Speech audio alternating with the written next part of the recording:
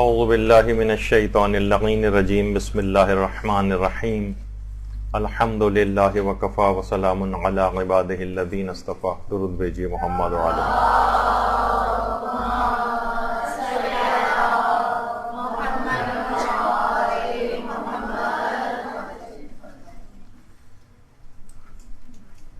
ماہ رمضان کا ایک بہت بڑا مقصد یہی ہے کہ انسان اس میں تقوی حاصل کرے،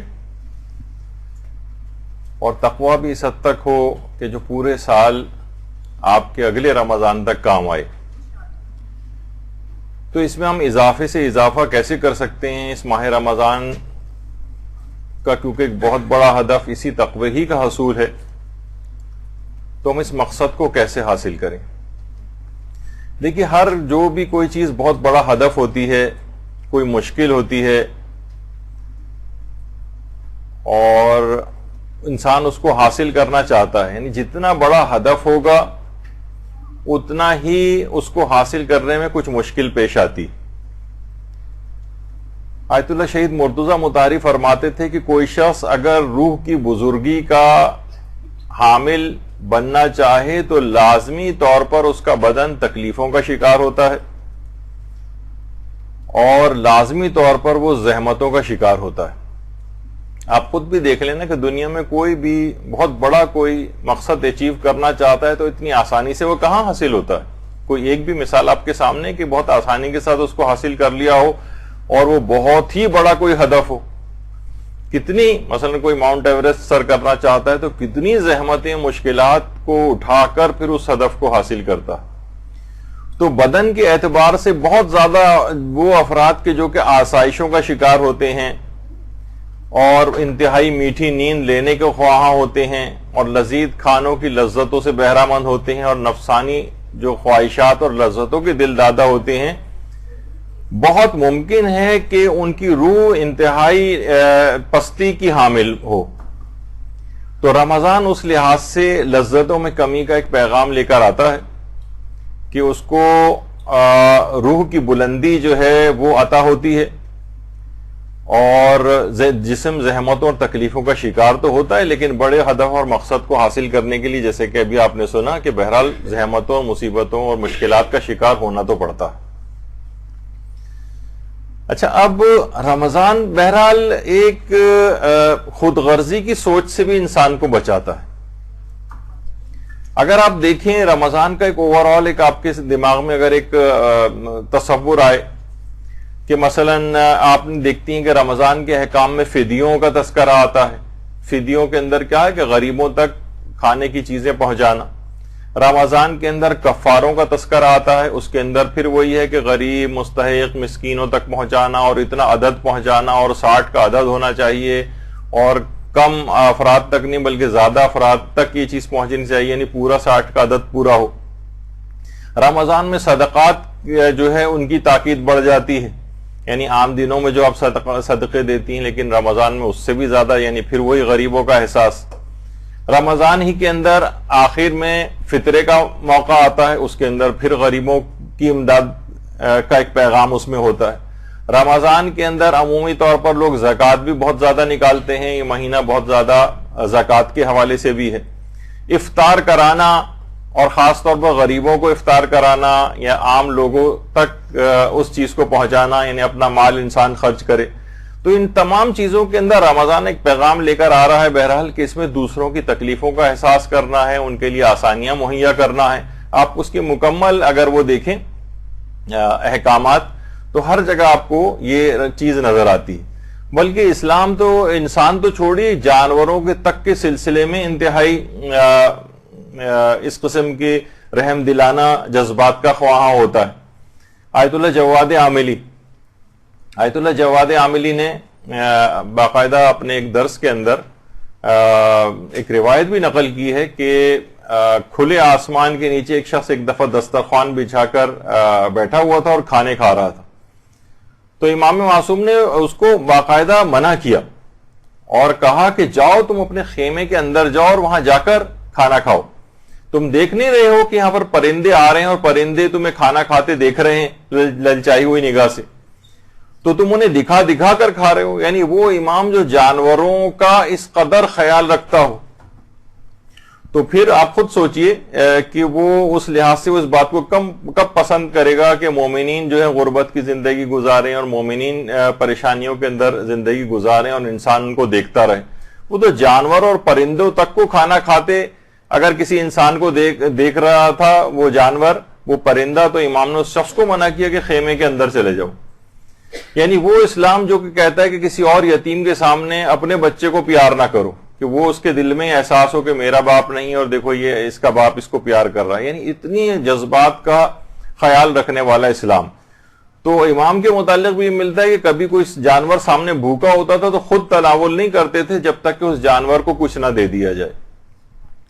تو بہرحال یہ سب چیزیں دیکھیے تو آیت اللہ جواد عاملی فرماتے ہیں کہ حقیقتاً واقعتاً دیکھا جائے تو ایسے تمام فرامین معصومین جو ہیں یہ واقعی چومے جانے کے قابل ہیں, یہ سینے سے لگائے جانے کے قابل ہیں ایسی تعلیمات. اور یہی وجہ ہے کہ ہمارے خود آیت اللہ جواد عاملی نے آگے درس میں فرمایا کہ ہمارے پیغمبر اسلام ختمی مرتبہ صلی اللہ علیہ وآلہ وسلم صلی اللہ محمد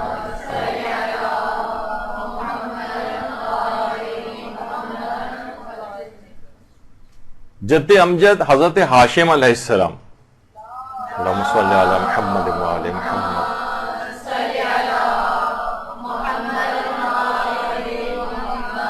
ان کے متعلق یہ کہا جاتا ہے کہ ان کی قبر مبارک جو ہے یہ فلسطین میں ہے, غازہ کے علاقے میں. یہ جو نکلے تھے اور جو افراد تھے وہاں پہ غربت کے مارے ان کی امدادی کے لیے نکلے تھے شام جانے کے لیے. تو راستے میں جب یہاں سے گزرے تو یہاں پر انتقال کر گئے تھے اور وہیں پر غازہ کے علاقے میں حضرت ہاشم کا کہا جاتا ہے کہ وہیں پر ان کا روضہ بھی ہے. تو فرماتے ہیں کہ اچھا یہ وہی ہاشم ہے جن سے نسل سادات کی ابتدا ہوئی ہے, حضرت ہاشم جس سے ہاشمی سادات کی ایک نسل کی جو ہے باقاعدہ ابتدا ہوئی ہے. تو ان کے اندر خصوصیت کیا تھی؟ یہ قبر مبارک ہے ان کی. ایک دفعہ اور درود بھیجیے محمد صلی اللہ علیہ وسلم.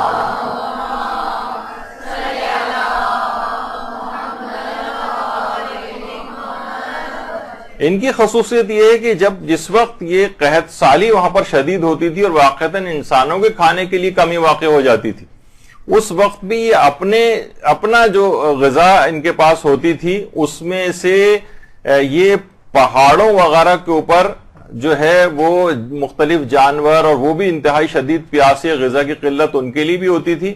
تو یہ غذائی مواد پہاڑوں کے اوپر لے جا کر رکھتے تھے اور پانی لے جا کر رکھتے تھے تاکہ یہ جاں بلب جو پرندے ہیں وہ اس سے آ کر تناول کریں. ان جانوروں تک کا اتنا خیال ان کو ہوتا تھا اور پھر جانور اور پرندے آ کر اس سے سیراب ہوتے تھے باقاعدہ, جبکہ اپنے لیے غذائی اور پانی کی کمی ہوتی تھی. تو یہ حضرت ہاشم کی جو اس لحاظ سے سیرت تھی. تو یہی وجہ ہے کہ ایک اور بھی وجہ کہ ہاشم ان کا نام بھی اسی وجہ سے جو ہے ہاشم کے معنی ہوتے ہیں ٹکڑے ٹکڑے کرنے والا. یعنی یہ اس زمانے میں غذا ہوتی تھی روٹیوں کے ٹکڑے کر کے اور سالن میں شوربے کے اندر بھگو کر اس کے بعد جو ہے مستحقین کو گوشت وغیرہ ملا کر کھلایا جاتا تھا اور یہ اس کا انتظام کیا کرتے تھے. تو اس لحاظ سے آپ دیکھیں کہ جب بھی ایک چیز جو پیغمبر اسلام کا حق ہے کہ کم سے کم 5 اجداد پیغمبر کے جو نام ہیں وہ کسی بھی مومن کو زبانی یاد ہونے چاہیے. تو اس کے اندر بہرحال حضرت ہاشم کا بھی نام آتا ہے. تو یہ روزے کے لحاظ سے بھی یہی پیغام ہے کہ انسان کو انسانوں کا اور دیگر افراد کا بھی خیال رکھنا ہے, حتیٰ کہ جانوروں تک کا خیال رکھنا ہے, اور پیغمبر کے اجداد کی سیرت کا بھی یہی تقاضا ہے.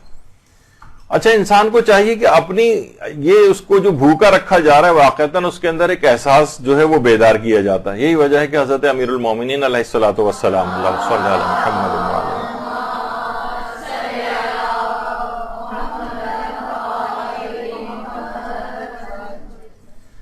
کہ پروردگار عالم جب کسی بندے کو پہ کوئی رحمت اپنی نازل کرنا چاہتا ہے, یعنی جو مفہوم ہے, تو اسے کم بولنے کا, کم کھانے کا اور کم سونے کا الہام کرتا ہے. یعنی واقعتاً اس کو اپنی یعنی یہ اس کو احساس دلانے کے لیے کہ تمہیں اپنی غذا کے اندر کمی کر کے اپنی آسائشوں میں کمی کر کے دوسروں کی ضروریات کو پورا کرنا ہے. اور یہ بھی حضرت امیر المومنین علیہ الصلوۃ والسلام فرماتے اللہم صلی علی محمد وآل محمد.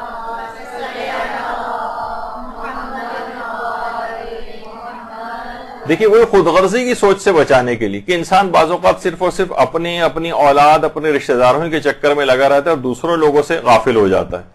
کہ جب تم یہ دیکھو کہ اللہ تمہیں اپنے ذکر سے مانوس کیے ہوئے ہیں، یعنی تمہیں ہر وقت اللہ یاد آ رہا ہے، تو سمجھ جاؤ کہ وہ تم سے محبت کرتا ہے.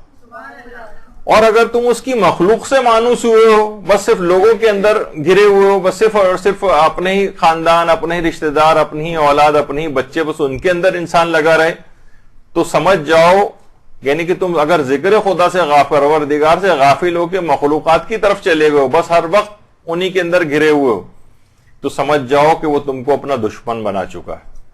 تو انسان کو دونوں طرف بیلنس لے کر چلنا ہے کہ اس کو ذکر خدا بھی ہر وقت وہ کرتا رہے اور لوگوں کا خیال بھی اس کو رہے، اور صرف یہ نہ ہو کہ خود غرضانہ زندگی، اور یہ بھی خود غرضی کا ایک حصہ ہے کہ بس اپنا اور اپنی اولاد کے علاوہ انسان کچھ نہ سوچے. جب بھی کہا جاتا ہے کہ دیکھیے جیسے جیسے ہماری عمروں میں اضافہ ہو رہا ہے، ہمارے عمل اور کردار کے اندر بہتری آنے کے بجائے ہم دیکھتے ہیں کہ تنزلی کی طرف ہم جاتے ہیں، یعنی برخلاف اس کے ہوتا نظر آ رہا ہے. کسی نے بڑا اچھا کہا ہے نا کہ جب ہم بچپن میں ہمارے کپڑے گندے ہوتے تھے لیکن دل صاف ہوتے تھے، اور بڑے ہونے کے بعد کپڑے صاف ہیں لیکن دل میلے ہو گئے. پہلے زمانے میں مسجدیں کچی ہوتی تھیں، نمازی پکے ہوتے تھے، اب مسجدیں پکی اور نمازی کچے ہیں. تو یہ ایک صورتحال اس طرح سے ہو رہی ہے، اور جیسے جیسے انسان آگے بڑھتا ہے اس کو چاہیے کہ وہ اپنے آپ کو ان چیزوں سے مانوس کرے، پروردگار عالم کی طرف اپنی توجہات کو زیادہ کرے. اچھا، البتہ ایک چیز اور بھی اس کے اندر شامل کر لی جائے، اور رمضان میں کیونکہ تقوی میں اضافہ کرنے والی چیز ہے، کہ اس کے متعلق علماء فرماتے ہیں جیسے کہ آیت اللہ ہادیہ تالیہ حمدانی، یہ بہت عرفا کے اندر شمار ہوتے تھے. یہ فرماتے تھے کہ اگر کوئی شخص روحانی ترقی اور معنویات کے اندر ترقی چاہتا ہے، مقامات معنوی یعنی روحانی مقامات کی بلندگی چاہتا ہے، اور رمضان میں تو اور زیادہ ہمیں اس میں اضافہ درکار ہے، تو فرماتے تھے میری نگاہ میں کوئی بھی عمل والدین کی خدمت سے بڑھ کر اس سلسلے میں سازگار نہیں. تو انسان کو چاہیے کہ اس لحاظ سے اس کے اندر اقدامات کرے. اور جو دیگر بھی مستحبات ہیں، اس کے اندر مستحبات، اور واقعی انسان کی طبیعت بھی راغب ہوتی ہے، لیکن مزید بھی اگر اس میں رغبت ہو جائے. جب بھی آیت اللہ بہجت فرماتے تھے کہ ہماری دینی کمزوری اور پسماندگی کی ایک وجہ یہ ہے کہ ہم نے مستحبات کو ترک کر دیا ہے. پہلے زمانے کو علماء مستحبات کے بہت پابند ہوتے تھے، وہ زیارتیں پڑھتے تھے، دعائیں پڑھتے تھے، تلاوت قرآن کیا کرتے تھے، اول وقت میں نمازیں پڑھتے تھے، مکروہات کو ترک کرتے تھے، جیسے طلوع فجر اور طلوع آفتاب کے درمیان سونا. ہماری پسماندگی کی وجہ یہ کہ ہم نے ان چیزوں کو ترک کیا ہوا ہے. ہماری روحانی ترقی اس وجہ سے نہیں ہو پاتی کہ ہم نے ان چیزوں کو ترک کیا ہوا ہے. تو رمضان میں اگر کوئی اپنے تقوی میں اضافہ کرنا چاہتا ہے تو اس کے اندر ان چیزوں کی عادت ڈالے. اور رمضان کا آپ کو پتا ہے کہ تقوی مشق اور پریکٹس کروایا جاتا ہے، تاکہ یہ پورے سال انسان رمضان کے علاوہ بھی ان چیزوں کو صرف یہ نہیں کہ آپ صرف رمضان کی حد تک یہ رہ جائیں، بلکہ یہ پریکٹس اور ایک مہینے کی مشق کروائی جاتی ہے تاکہ اگلے 11 مہینوں تک یہ سلسلہ اس کے عادی بن جائے. اچھا، اب دیکھیے رمضان میں ہمیں کرنا کیا ہے. دیکھیے آپ کتنی بھی احادیث پڑھ لیں، قرآن پڑھ لیں، قرآن کا تو خیر واضح حکم ہے لعلکم تتقون. روزے کا فلسفہ یہی بتایا گیا ہے کہ تاکہ تم متقی بن جاؤ، شاید تم متقی بن جاؤ. یعنی قرآن میں اور احادیث میں بار بار صرف ایک چیز بیان ہوئی ہے، گناہ نہ کرو، گناہ نہ کرو، گناہ نہ کرو. یعنی اگر گناہ نہیں چھوڑے تو آیت اللہ جواد عاملی فرماتے ہیں اپنے درس میں، جوادی عاملی، کہ ہمارے 5ویں امام محمد باقر علیہ الصلوۃ والسلام، اللہم صلی علی محمد وآل محمد، سے ایک روایت ہے جو کہ اصول کافی کی 3ری جلد کے اندر بیان ہوئی ہے کہ جس وقت کوئی بھی شخص مرے گا اور وہ قبر میں اتارا جائے گا تو قبر میں اتارے جانے کے بعد جب قبر اس کی بند ہو جائے گی تو اس کی روح اس کے بدن میں واپس لوٹا دی جائے گی، اس کی روح اس کے بدن میں لوٹا دی جائے گی، اور اس کے بعد 2 فرشتے امتحانات لینے کے لیے اس کے پاس آ جائیں گے۔ فرماتے ہیں کہ یہ سوالات بہت زیادہ مشکل، یہ بہت زیادہ فلسفی یا منطقی ٹائپ کے نہیں ہوں گے، بہت سادہ قسم کے سوالات ہوں گے، وہی کہ تمہارا دین کیا ہے، اور تمہارا پروردگار کون ہے، اور تمہاری کتاب کون سی ہے، اور تمہارا رسول کون ہے۔ تو اب اگر یہ شخص گناہوں کا عادی رہا تو ایک بہت بڑا نقصان اس کے ساتھ یہ ہوگا کہ اس کا وہاں جا کر حافظہ کمزور ہو جائے گا۔ گناہوں کا ایک اثرات آپ کو پتا ہے کہ وہ ہے نا کہ دروغ گورا حافظہ نہ باشد، یعنی جھوٹا جو ہے وہ اس کا حافظہ نہیں رہتا۔ تو دنیا کے اندر بھی اس کے ساتھ یہ کہ یہ نسیان اس کو آخرت کے زندگی، برزخی زندگی میں بھی ہو جائے گا، یہاں تک کہ اس گناہوں کے اس نسیان کی بیماری کی وجہ سے عالم آخرت پہ اس کے اثرات منطبق ہوں گے، اور قبر میں جانے کے بعد یہ بھول کا مرض اس کو لاحق ہو جائے گا۔ اتنی زیادہ پریشانی کا یہ شکار ہوگا، وہاں جا کر روح اس کے جسم کے اندر واپس لوٹائی جائے گی، منکر و نکیر سوالات پوچھنے کے لیے آئیں گے، اور جس وقت یہ پوچھنے کے لیے آئیں گے تو یہاں تک اس کے ساتھ ہوگا کہ جب اس سے پوچھیں گے کہ تمہارا رسول کون ہے، تو اس کو پیغمبر اسلام کا نام یاد نہیں آئے گا، نام ہی یاد نہیں آئے گا، یہ حیران پریشان اور سرگرداں ہو جائے گا۔ اور آیت اللہ جوادی عاملی فرماتے ہیں کہ امام خمینی علیہ الرحمہ نے مسجد اعظم میں ایک مرتبہ درس میں فرمایا تھا کہ پھر ان افراد کو عذاب دیا جائے گا، اور کچھ عرصے کے عذاب بھگتنے کے بعد ان کو یاد آئے گا کہ ارے اس دنیا میں ہم رسول اللہ کا کلمہ پڑھا کرتے تھے، یعنی اس کے اتنے عرصے کے عذاب بھگتنے کے بعد رسول کا نام یاد آئے گا۔ تو بہرحال اب یہ ہے کہ دیکھیے، آپ نے دیکھا کہ بہرحال یہ گناہ جو ہیں وہ صرف فقط آپ ہماری دنیا کو ہی متاثر نہیں کرتے، ہماری برزخی زندگی کو متاثر کر رہے ہیں۔ جب بھی رمضان کا ایک بہت بڑا پیغام یہ ہے کہ انسان کو گناہ چھوڑنے کی مشق و پریکٹس اس میں کر لینی چاہیے، اور اس کے بعد اس سلسلے کو رمضان کے بعد بھی جاری رکھنا چاہیے۔ تو یہ گناہوں کے اثرات فقط اس دنیا ہی کے، بلکہ اس دنیا میں فقط اس کی حد تک نہیں، دوسرے لوگ بھی اس کے اثرات کی لپیٹ میں آتے ہیں۔ یہی وجہ ہے کہ آیت اللہ حافظ بشیر نجفی وہ فرماتے ہیں کہ وہ بعض اوقات یہ ہوتا ہے کہ گناہ یہ خود کرتا ہے لیکن پوری کائنات کا مجرم ہو جاتا ہے، کیونکہ بہت سے گناہ ایسے ہیں جو صرف فقط اسی کو متاثر نہیں کرتے، کائنات کو بھی متاثر کرتے ہیں۔ بعض گناہوں کے باعث آسمان سے بارشیں برسنا بند ہو جاتی ہیں، لوگ کتنی پریشانی کا شکار ہوتے ہیں۔ بہت سے گناہ ایسے ہیں کہ جن سے بیماریاں جنم لیتی ہیں اور دوسرے لوگ بھی ان بیماریوں کا شکار ہوتے ہیں۔ بہت سے گناہ ایسے ہیں جس سے فقر اور غربت میں اضافہ ہوتا ہے، اس سے اس کے اپنے خاندان والے، اپنے گھر والے وہ سخت پریشان ہو جاتے ہیں۔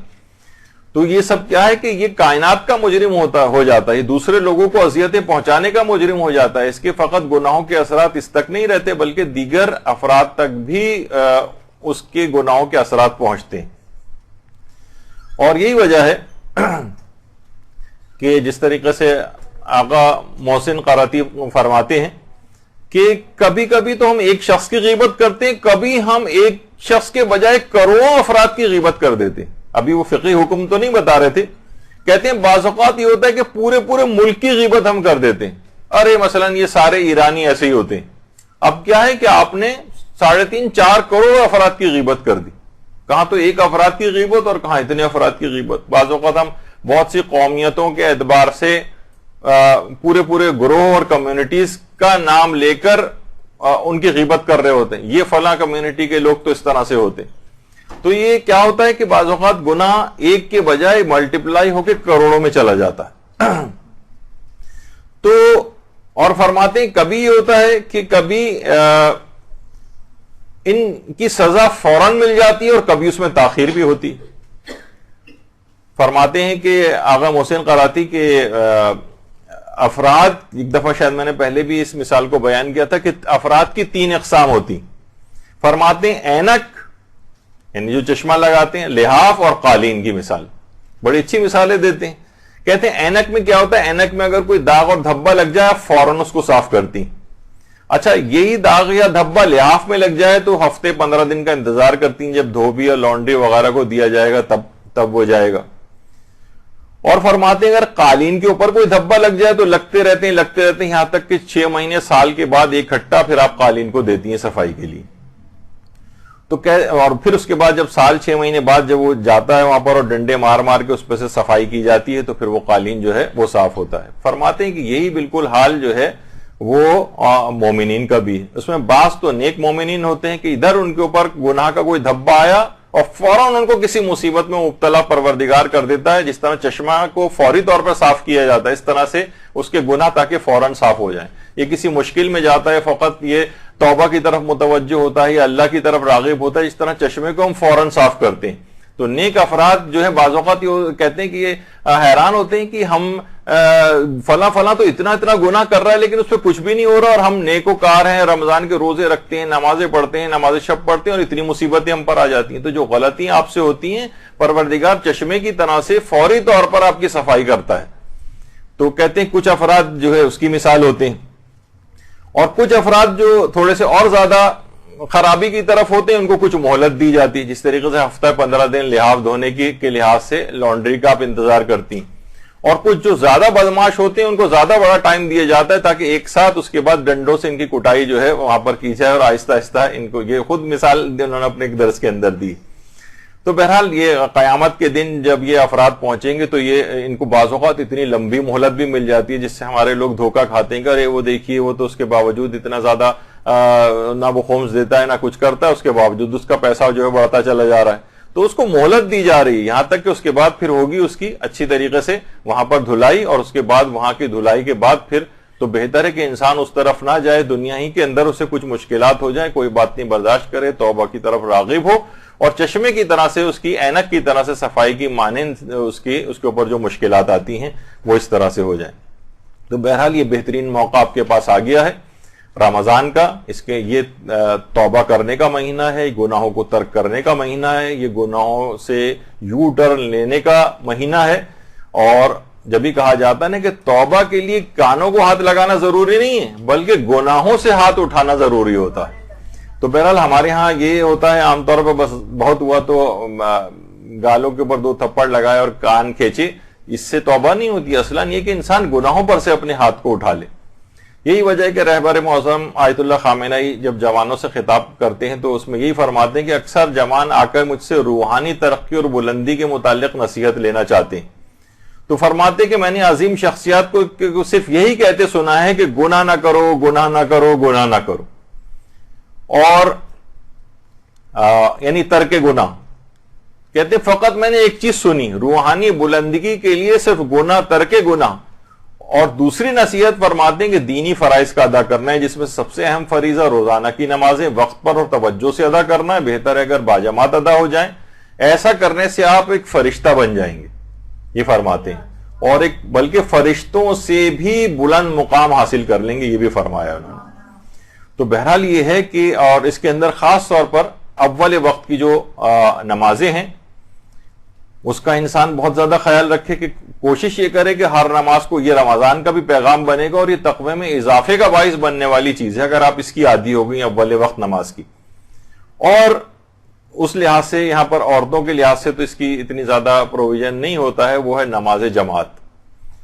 خاص طور پہ جوانوں کے اعتبار سے الگ سے نماز جماعت خود رہبر جو ہے اپنی اس میں نگرانی کے اندر اور ان کی اقتداء کے اندر جو ہے وہ نمازیں جوانوں سے جو ہے وہ ادا کروائی جاتی ہیں, اور جوان ان کے پیچھے, صرف جوانوں کا پروگرام ہوتا ہے تاکہ وہ اس کی طرف جو ہے زیادہ سے زیادہ راغب ہو. حتیٰ کہ چھوٹی بچیوں کے لحاظ سے اس کے باقاعدہ پروگرام ہوتے ہیں الگ سے. اگر آپ دیکھیں واقعتاً وہاں پر کا جو ایک روح پرور ایک ماحول بنتا ہے, اور لوگ کتنا زیادہ ان کے اندر ایک روحانی ایک جذبہ بیدار ہوتا ہے, تو اس کی وجہ یہ ہوتی کہ اس طرح کے ماحول وہاں پر پرووائڈ کیے جاتے ہیں. اور رمضانوں کے اندر علی الخصوص ہمارے یہاں صرف زیادہ تر آپ دیکھیں, ابھی بھی میں ٹریفک میں پھنس کے آ رہا ہوں یہاں پر, اور ایسا لگ رہا ہے کہ جیسے ابھی سے غذائی قلت کا شکار ہو گئے ہیں لوگ, اور اتنا زیادہ یہاں پر جو ہے وہ گروسری سٹورز وغیرہ کے اوپر ٹریفک جیم ہوا ہوا باقاعدہ. یعنی پوری توجہ رمضان کے لحاظ سے پیٹ کے اوپر مرکوز کی ہوئی ہے, جو کہ اصلاً اس کا حقیقی ہدف لعلکم تتقون ہے, اس کی طرف سے انتہائی غفلت ہے. تو یہ سب چیزیں ایسی ہیں. اور نوجوانوں کے لحاظ سے ایک لحاظ سے شکایت اور بھی ہے کہ اس کو پوری توجہ کے ساتھ نماز پڑھنے کی تاکید کی ہے رہبر نے. تو پوری تاکید اپنے اس درس میں، ورنہ تو اسلام تو الگ سے اور ائمہ معصومین کی جو روایات ہیں وہ الگ سے کتنی زیادہ تاکیدات سے بھری ہوئی. تو لیکن نوجوانوں کا کیا ہے، آپ نے دیکھا کہ زیادہ تر جوان سوائے کہ جو ریٹائرڈ بزرگ ہیں چلیں اور کچھ نہیں تو وہ آرام آرام سے نماز پڑھ رہے ہیں، ورنہ نوجوان تو اس کے اندر ٹربو بوسٹ لگایا ہوا ہے. یعنی لگتا ہی نہیں ہے کہ ایک ایک منٹ کے اندر بعض اوقات میں نے کچھ جوانوں کی تو دیکھا ہے باقاعدہ ٹائم نوٹ کر کے 30 سیکنڈ 35 سیکنڈ 40 سیکنڈ میں بھی 4 رکعت کی نمازیں پڑھ لیتے ہیں. اب آپ خود سوچیں کہ اس کے اندر کس طرح سے یعنی یہ جو ہے اٹھک بیٹھک اور وہ یعنی ایسی کون سی ایمرجنسی لاحق ہو رہی ہے کہ مزید 2 منٹ کا ٹائم اور نماز کے اندر نہیں لگایا جا سکتا. تو یہ ایک بہرحال ایک چیز ہے، بڑا المیہ ہے. اور اس لحاظ سے اگر دیکھا جائے تو واقعی انسان عبادات کی طرف راغب نہیں ہے، بلکہ اگر دیکھا جائے تو بدن کی چربی کو دور کرنے کے لیے گھنٹوں جو ہے انسان جو ہے وہ برسک واک کر رہا ہوتا ہے، پسینے ہو رہا ہے اور پریشان نظر آ رہا ہے، اور ٹریڈ مل جو ہے یا جاگنگ مشین اس کے اوپر گھنٹوں جو ہے وہ جو واک کی جا رہی ہے. لیکن کیا تاکہ جسم سے چربی اور چکنائی جو ہے کم ہو جائے. لیکن ہمارے روح کے اوپر جو گناہوں کا بوجھ کم جو جتنا بڑھتا چلا جا رہا ہے اسے کم کرنے کے لیے چند منٹ بھی مصلی کے اوپر بیٹھنا یا عبادت کرنا وہ اس کے لیے جس کو ناگوار گزرتا ہے. نماز شب کے لیے اب ہم کھڑے نہیں ہو سکتے، 11 رکعت پڑھنا بڑا دشوار لگتا ہے. تو دیکھیے یہ سب کیا ہیں، ہمارے جو ائمہ معصومین علیہم السلام ہیں ان کی جو اللہم صلی علی محمد وعلی محمد،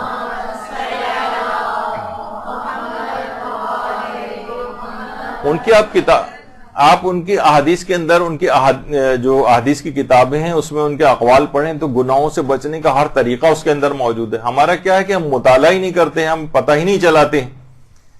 تو اس کی مثال آغا بہجت نے بڑی اچھی دی ہے کہ، اور ان کی مثال دی آیت اللہ شربیانی کی. یہ بہت بڑے علماء اور فقہاء اور عرفاء کے اندر شمار ہوتے تھے. تو ان کا واقعہ ایک دفعہ نقل کر رہے تھے کہ یہ جو تھے ایک دفعہ اپنے گھر کی طرف جا رہے تھے، ایک فقیر ان کے پیچھے لگ گیا.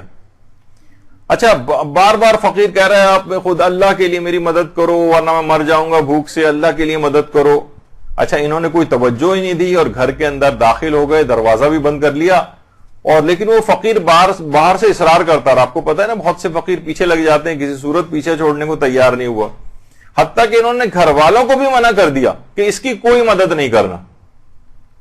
اچھا صبح اٹھ کر دیکھا تو فقیر دروازے پہ مرا پڑا تھا. انہوں نے حکم دیا کہ اس کو غسل دیا جائے، کفن وغیرہ پہنائے جائے، تجہیز و تکفین کا انتظام کیا جائے. اچھا جب غسل کے لیے اس کے کپڑوں کو اتارا گیا کفن پہنانے کے لیے، کفن تو بعد میں پہنانا تھا، اس سے پہلے غسل کے لیے کپڑے جسم سے لباس اتارا گیا تو دیکھا کہ پیسوں کی ایک بہت بڑی سی تھیلی اس کے جسم سے بندھی ہوئی تھی. اچھا اب آغا بہجت کہتے ہیں کہ یہی پورا حال ہم لوگوں کا ہے اس فقیر کی طرح سے. قرآن اور اطرت اور اہل بیت یہ سب کچھ ہمارے پاس موجود ہے، لیکن ہم پھر بھی کہتے ہیں کوئی عمل ہمیں ایسا بتا دیں جس سے ہمارے حالات بہتر ہو جائیں، کوئی ہمیں ایسی چیز مل جائے. وہ فرماتے ہیں کہ ارے بھائی یہی فرامین معصومین یہ جو ہمارے پاس موجود ہیں، جاؤ اور جا کر ان کے اوپر عمل کرو، اس میں تمہارے ہر مشکل کا حل موجود ہے. لیکن تم پڑھتے نہیں ہو، اسی فقیر کی طرح سے ہو کہ جسم کے ساتھ تھیلی بندھی ہوئی ہے لیکن دوسرے لوگوں سے مانگتا پھر رہا ہے. بڑی اچھی مثال دی انہوں نے آغا شربیانی کی کہ وہ اس طرح سے لوگ جو ہیں ہماری مثال کو جس طرح سے ہو گئی. سب چیزیں موجود ہیں ہمارے پاس، ساری تعلیمات موجود ہیں، ہر پریشانی اور مصیبت سے بچنے کا حل موجود ہے، لیکن یہ کیا ہے کہ اس کو نہ پڑھتے ہیں نہ ان سے کوئی استفادہ کرتے ہیں. تو یہ ہم لوگوں کا حال ہو گیا ہے. جاؤ اور جا کر پڑھو، اس کو عمل کرو. یہی وجہ ہے کہ آیت اللہ تقی مصباح یزدی فرماتے ہیں کہ آیت اللہ بہجت اکثر ازراہ مذاق یہ بات کہتے تھے کہ ہم اپنے تکامل کے لیے ایسی چیز کی تلاش میں ہیں جو نہ اللہ نے کہی ہے، جو نہ رسول اللہ نے کہی ہے اور جو نہ ائمہ معصومین نے کہی. ہم چاہتے ہیں ہمیں کوئی نئی چیز بتائی جائے جو ان میں نہ کہیں موجود نہ ہو. تو کہتے ہیں کہ ہماری بڑی خواہش ہوتی ہے اور ہم نہ کوئی اس طرح کی کسی بھی، جیسے ایک مولانا فرما رہے تھے کہ اگر کوئی کیل کانٹے یا الٹے سیدھے ٹیڑے میڑے حروف لکھ کر ہمیں پرچی کے اوپر تھما دے تو ہم بڑے اس سے لے کر آتے ہیں کہ بہت زبردست چیز اس نے دے دی. اور اگر مثلا وہ کہہ دے لکھ کے دے دے کہ زیارت عاشورہ پڑھیں تو ہم منہ بناتے ہیں کہ یہ تو وہی پرانی چیز انہوں نے بتا دی. یعنی کوئی ایسی چیز کی تلاش میں ہے جو اللہ نے بھی نہ کہی ہو، نہ رسول نے، نہ امام نے. کوئی نئی چیز ہونی چاہیے اس کے علاوہ. ارے بھائی یہ ساری چیزیں موجود ہیں. تو آغا بہجت یہ بات بھی فرماتے ہیں کہ دیکھیے اگر امام معصوم آ جائیں، اور جیسے کہ امام زمانہ علیہ الصلوۃ والسلام ہمارے موجود ہی ہیں، اللہم صلی علی محمد وعلی محمد،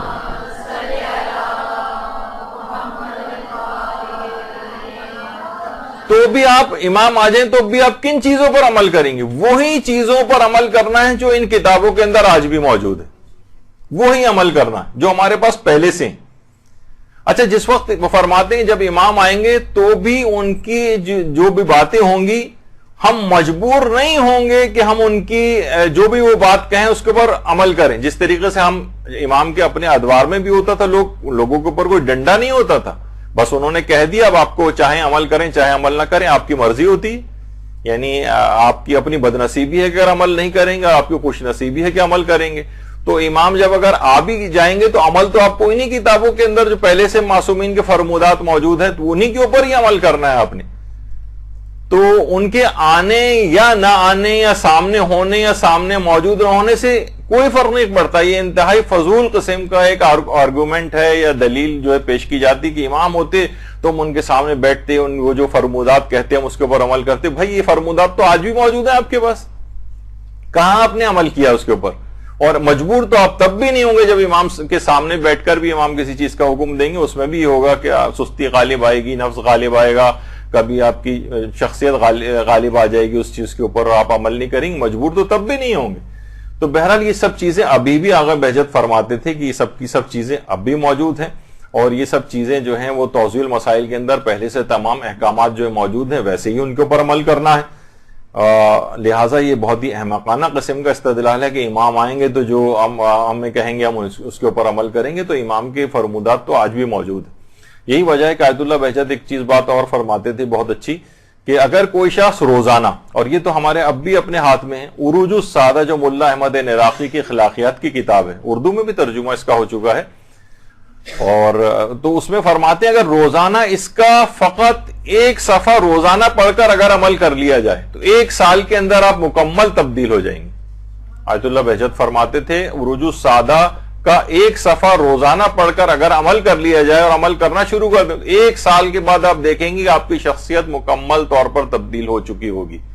اس کے اندر ائمہ معصومین کے فرمودات بھی ہیں، اور چیزوں کو روحانی طور پر ہم کس طریقے سے اپنے آپ کو بہتر بنائیں، وہ سب چیزیں اس کے اندر اس کتاب کے اندر موجود ہے۔ تھوڑی سی اردو ذرا اس کی نسبتاً مشکل ہے، لیکن پڑھ پڑھ کے آپ کو وہ بھی بہتر ہو جائے گی عروج السادہ۔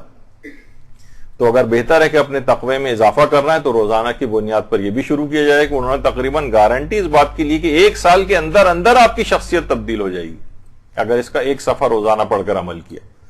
اور اس کے ساتھ ایک چیز اور بھی ہے، اور وہ ہے تلاوت قرآن روزانہ ہو، روزانہ تلاوت قرآن۔ دیکھیے مسئلہ ایک اور بھی ہے، آج کل لوگ ایک چیز کی بڑے شکوے اور شکایات کرتے ہیں کہ بھئی جو ہے نا زمانہ بہت خراب ہو گیا، تو کہا جاتا ہے نا کہ دیکھیے زمانے کا شکوہ نہ کرو، خود کو تبدیل کرو۔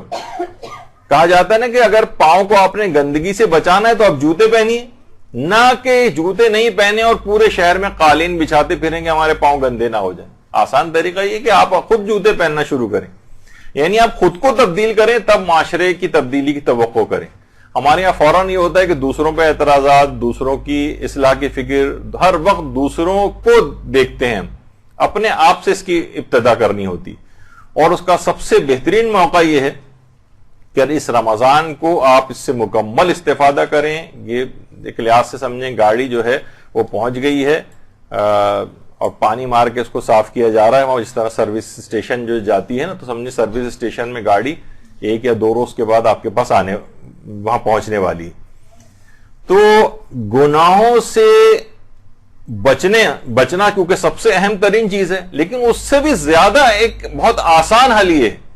دیکھیے مسئلہ سارا یہ ہے کہ گناہ انسان کرتا اس وقت ہے جب پہلے فکر گناہ کرتا ہے۔ علماء فرماتے ہیں ایک بہترین نسخہ گناہوں سے بچنے کا اور انتہائی آسان نسخہ یہ کہ گناہ کا سوچو تک نہیں، سوچو بھی نہیں، اور یہ بہت ہی آسان ہے۔ اس سے آپ کی روح طہارت نفس حاصل کر لے گی، طہارت حاصل کر لے گی۔ آیت اللہ حسن زادہ عاملی فرماتے ہیں کہ اگر کوئی شخص خیال میں کوئی گناہ کرے تو خواہ اس نے وہ گناہ انجام نہ بھی دیا ہو تو ٹھیک ہے، وہ گناہ انجام نہیں دیا تو لکھا تو نہیں جائے گا، لیکن اس کے باوجود تم نے اپنے دل کو گناہ کے سپرد تو کر ہی دیا ہے، چاہے کہ آپ نے اس گناہ کے اوپر عمل نہیں بھی کیا ہو، لہذا گناہ کا سوچے بھی نہیں۔ تو فرماتے ہیں اگر ایسا کسی نے کر لیا اور یہ کام گناہ چھوڑنے کی نسبت زیادہ آسان ہے، یعنی گناہ کا جیسی دل میں خیال پیدا ہو فوراً خیال کو جھٹک دیا جائے، تو انسان کوئی بھی گناہ تک کہ جب آپ غیبت بھی کرتی ہیں تو پہلے ایک فکر ہوتی ہے کہ میں غیبت اب کروں گی یا مجھے کہنے میں بہت مزہ آئے گا، سوچے بھی نہیں اس کے متعلق، سوچتے ہی دماغ کو جھٹک دیں۔ تو فرماتے ہیں کہ اس طرح سے روح انتہائی تیزی کے ساتھ طہارت کو حاصل کر لی، انتہائی تیز رفتاری کے ساتھ۔ اور آیت اللہ بہجت تو یہ بات بھی فرماتے تھے کہ گناہ چھوڑ دو تو ساری اطاعتیں خود چل کر تمہارے پاس آ جائیں گی، تمہیں الگ سے ان کو اپنے پاس خود چل کے جانے کی ضرورت بھی نہیں ہوگی، اطاعتیں چل چل کے تمہارے پاس آئیں گی۔ فرماتے ہیں کہ یہ باقاعدہ طور پر یہ سرچشمہ ہے۔ کہتے تھے کہ لوگ مجھ سے دستور العمل آ کر مانگتے ہیں کہ آپ ہمیں کوئی دستور العمل دیں، ہم کس طرح سے عمل کریں، کیا کریں، تو کہہ رہے ہیں میرا دستور العمل، سارے دستور العمل ایک جملے کے اندر جمع ہے، میں نے ایک چیز میں جمع کر دیا ہے، ترک گناہ ترک گناہ ترک گناہ۔ کوئی ایسی چیز میں نہیں بتاؤں گا کہ جو کہ قرآن حدیث اور اس میں نہ، ہر جگہ صرف اور صرف اس سے تم تمام مقاصد کو حاصل کر لیتے ہو۔ فرماتے تھے کہ اس طریقے سے ایک نیکی دوسری نیکی کو کھینچتی ہے، نیکیوں میں خصوصیت یہ کہ ایک نیکی دوسری نیکی کو کھینچتی ہے، اسی طریقے سے ایک برائی دوسری برائی کو کھینچتی۔ اگر تم گناہ چھوڑو گے تو نہ صرف ہے کہ گناہوں سے پیچھا چھوٹے گا بلکہ اطاعتیں لپک لپک کے تمہاری طرف آنے لگیں گی، تمہیں ایسی ایسی توفیقات نیکیوں کی نصیب ہوگی کہ تم حیران رہ جاؤ گے کہ یہ تو میں نے خود سے کرنا ہی نہیں چاہتا اور یہ نیک کام مجھ سے ہو گیا، یعنی خود بخود نیکیاں چل کر تمہارے پاس آئیں گی۔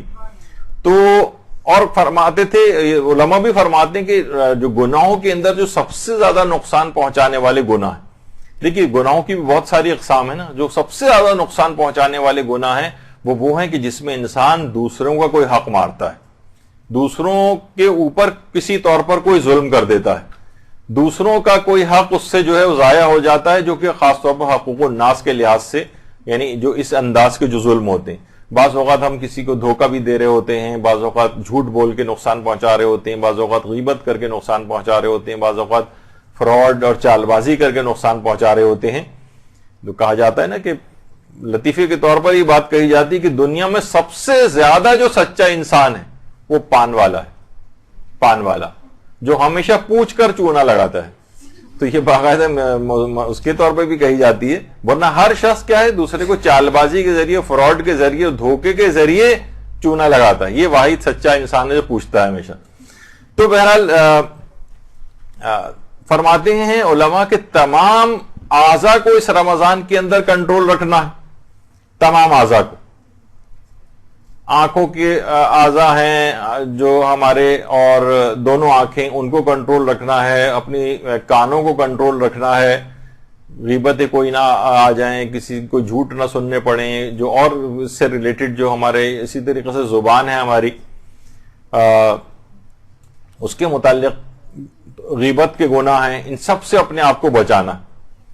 اعضاء تمام صوم میں رہتے ہیں روزے دار، روزے ہزار رکھتے ہیں ہم ایک ماہ میں، ایک شعر ہے کسی شاعر کا، اعضاء تمام صوم میں رہتے ہیں روزے دار، یعنی ہم اگر تمام اعضاء کا روزہ رکھیں گے نا تو ایک ماہ میں ہم ہزاروں روزوں کا ثواب پائیں گے، کان کا روزے کا ثواب، زبان کے روزے کا ثواب، اور دل کے روزے کا ثواب، اور دماغ کے روزے کا ثواب۔ تو شاعر نے اس چیز کو پریزنٹ کیا ہے۔ تو بہرحال یہ کہ انسان ہر عضو کو جو ہے وہ روزے کے اندر لے کر جائے، تب اس ماہ رمضان میں تقوی میں یعنی پتہ چلا اس نے صرف کان والا جو روزہ رکھا ہوا ہے یا دماغ والا رکھا ہوا لیکن زبان پہ غیبت جاری ہو رہی، تو کیا ہوگا کہ یہ تقوی میں اضافہ نہیں ہوگا بلکہ کمی واقع ہوگی۔ تو رمضان کے اندر ہر عضو کا اس کو خیال رکھنا ہے۔ ایک شخص ایسا، ویسے تو ہماری بہت بڑی تاریخ ہے علماء کی اور عرفاء کی اور صاحبان ایمان جو صالحین گزرے ہیں ان کی، کہا جاتا ہے کہ آیت اللہ سید محمد حسین طباطبائی کی جوانی کے دور سے ہی اتنا زیادہ اپنے تمام اعضاء کے اعتبار سے کنٹرول رکھنے والی شخصیت تھے کہ وہ افراد جو جوانی سے ان کو جانتے تھے، جوانی اور اس کے بعد کا دور، یہاں تک کہ بوڑھے ہو گئے تھے، وہ کہتے تھے کہ ہم 35 سال اس شخص کے ساتھ رہیں، لیکن ہم نے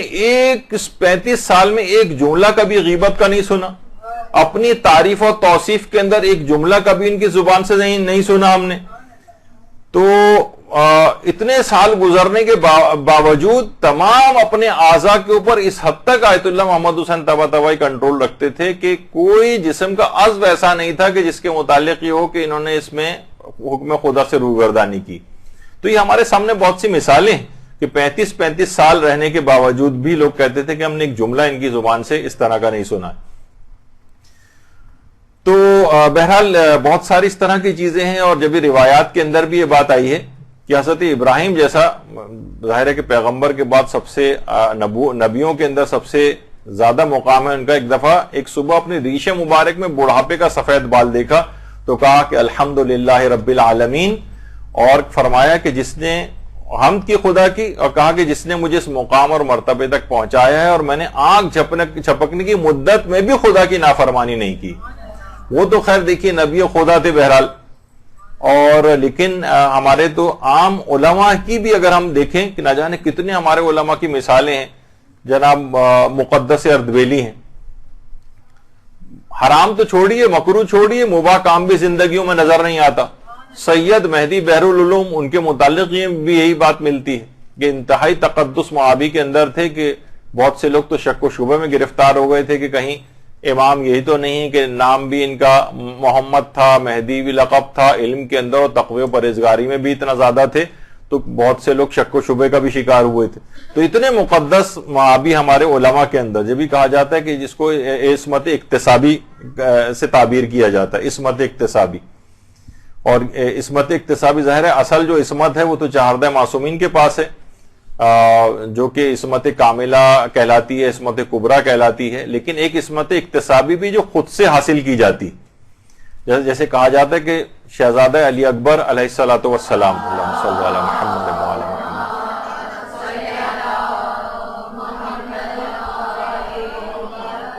چہاردہ معصومین علیہم السلام والی عصمت تو نہیں تھی، لیکن عصمت اکتسابی رکھتے تھے، جسے عصمت صغریٰ کہا جاتا ہے یا محفوظ عن الخطا کہا جاتا ہے.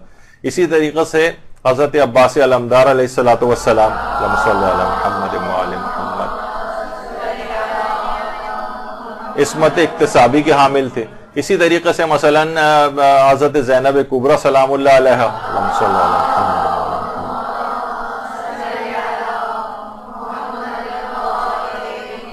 یہ انہوں نے خود اپنی ریاضتوں سے، اپنی نفس کشی سے اس مقام عصمت کو حاصل کیا تھا کہ محفوظ عن الخطا جو ہے کہا جاتا ہے. چہاردہ معصومین کی عصمت ظاہر ہے وہ تو ایک بالکل پروردگار کی ایک خاص عطا ہے اور اس میں کوئی شریک نہیں ہے ان کا.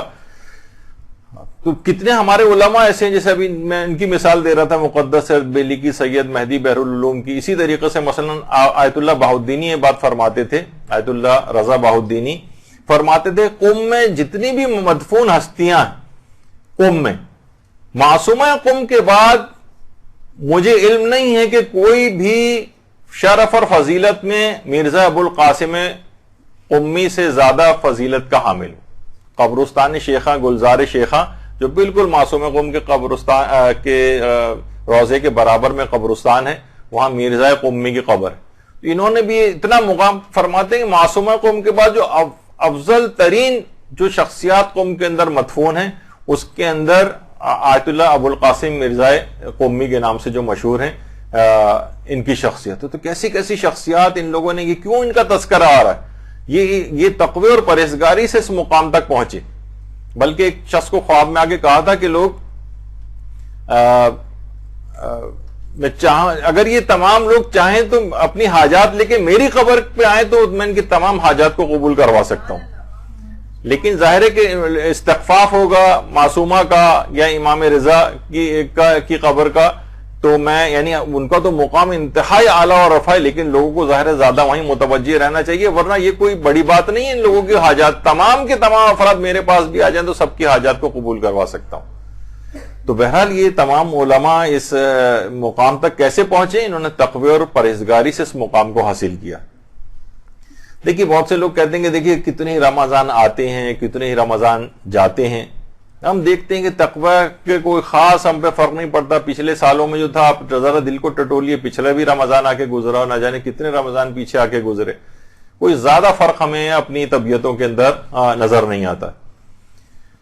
آیت اللہ بہجت کہتے تھے کہ اگر کوئی شخص اپنے گناہ اس طرح سے چھوڑنے پر سے عاجز آ جائے جس طریقے سے اس کو واقعتاً گناہ چھوڑ دینے چاہیے، کہتے تھے اس کا ایک طریقہ ہے، وہ یہ ہے کہ اگر ہر شب جمعہ یا روزانہ بھی اگر ممکن ہو تو وہ اگر اولیاء خدا میں سے کسی ایک کی قبر پر یا روضے پر آ جائے.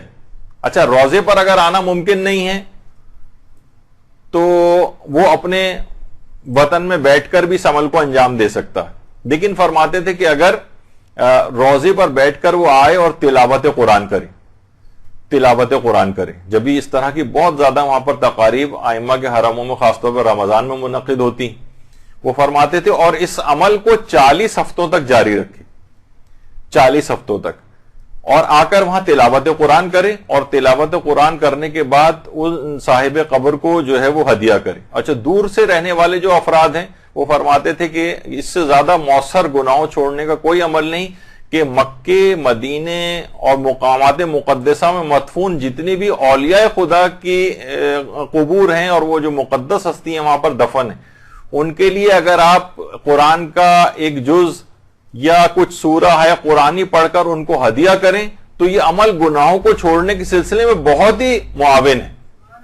یعنی اگر وہاں بیٹھ کے کر سکے تو بہت ہی بہتر ہے، اگر کسی کو یہ والی سہولت حاصل ہو اور جو دور ہو اور اس کے لیے ممکن نہ ہو. اور کہتے ہیں فرماتے ہیں کہ 40 ہفتے تک یہ سلسلہ رہے، اور شب جمعہ اگر ہو یا پھر روزانہ کی بنیاد پر بھی ہو تو بہت ہی اچھا ہے. اور اس بات کی جو ہے وہ مکمل پابندی کرے کہ تلاوت قرآن کرے ان جگہوں کے اوپر بیٹھ کر، تو وہ دیکھے گا کہ انتہائی تیز رفتاری کے ساتھ اس سے گناہ چھوٹتے چلے جائیں گے، اور 40 ہفتوں تک اس عمل کو کرے.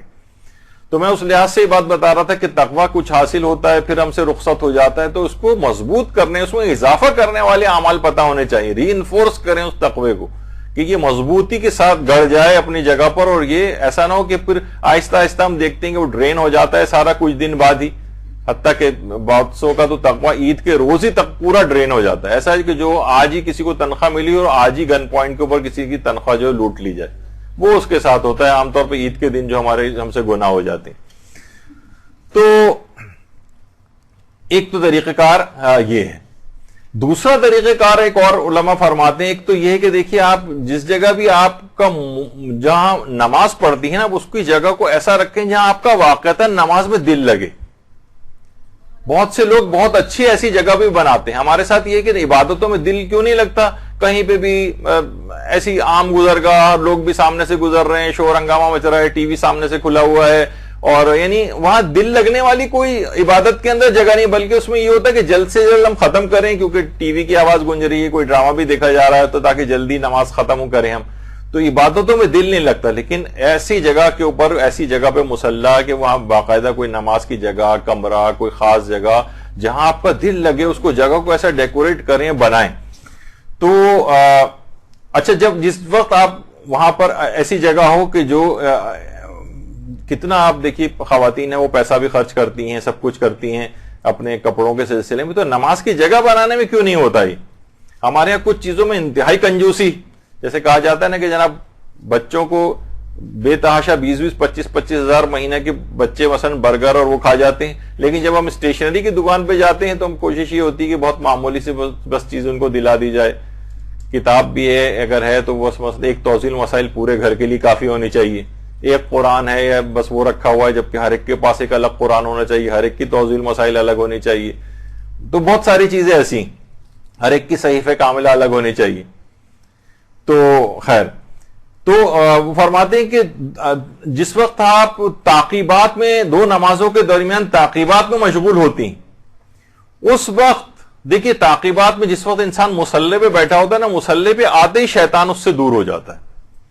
بہت اچھا موقع آپ کے پاس ہے اس وقت. فرماتے ہیں کہ اس وقت کوئی بھی اپنی ایک اخلاقی برائی کو آپ ایسا ٹارگٹ کر لیں جس گناہ اور کمزوری کو چھوڑنے سے آپ عاجز ہوں، مثلا غیبت ہی، اور کسی ایک خاص شخص کی غیبت اکثر ہم دیکھتے ہیں کہ اس کی فلاں فلاں کی غیبت ہم سے زیادہ ہو جاتی، آپ اس شخص کو وہ کریں اور کہیں، اور زیادہ بڑا اس میں شارٹ ٹارگیٹس رکھیں، یعنی ڈیوریشن شارٹ رکھیں اس بات کی، مثلا یہ کہ میں ایک ہفتے تک فلاں شخص کی غیبت نہ تو کروں گی اور نہ سنوں گی، صرف ایک ہفتے تک.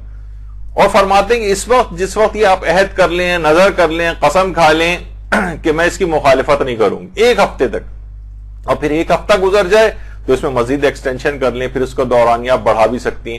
اس طرح کر کے ایک ایک گناہ کو آپ ٹارگٹ کریں. مصلی پر بیٹھے ہوئے اس وقت شیطان آپ کے اوپر حملہ آور نہیں ہوگا، ورنہ اس کے علاوہ جو مواقع ہوتے ہیں نا اس میں شیطان آپ کے دل میں وسوسے ڈالے گا، بلکہ خیال ہی نہیں آنے دے گا کہ اس طرح کا کوئی آپ کریں، دماغی طور پہ کوئی عہد یا قسم کھائیں آپ.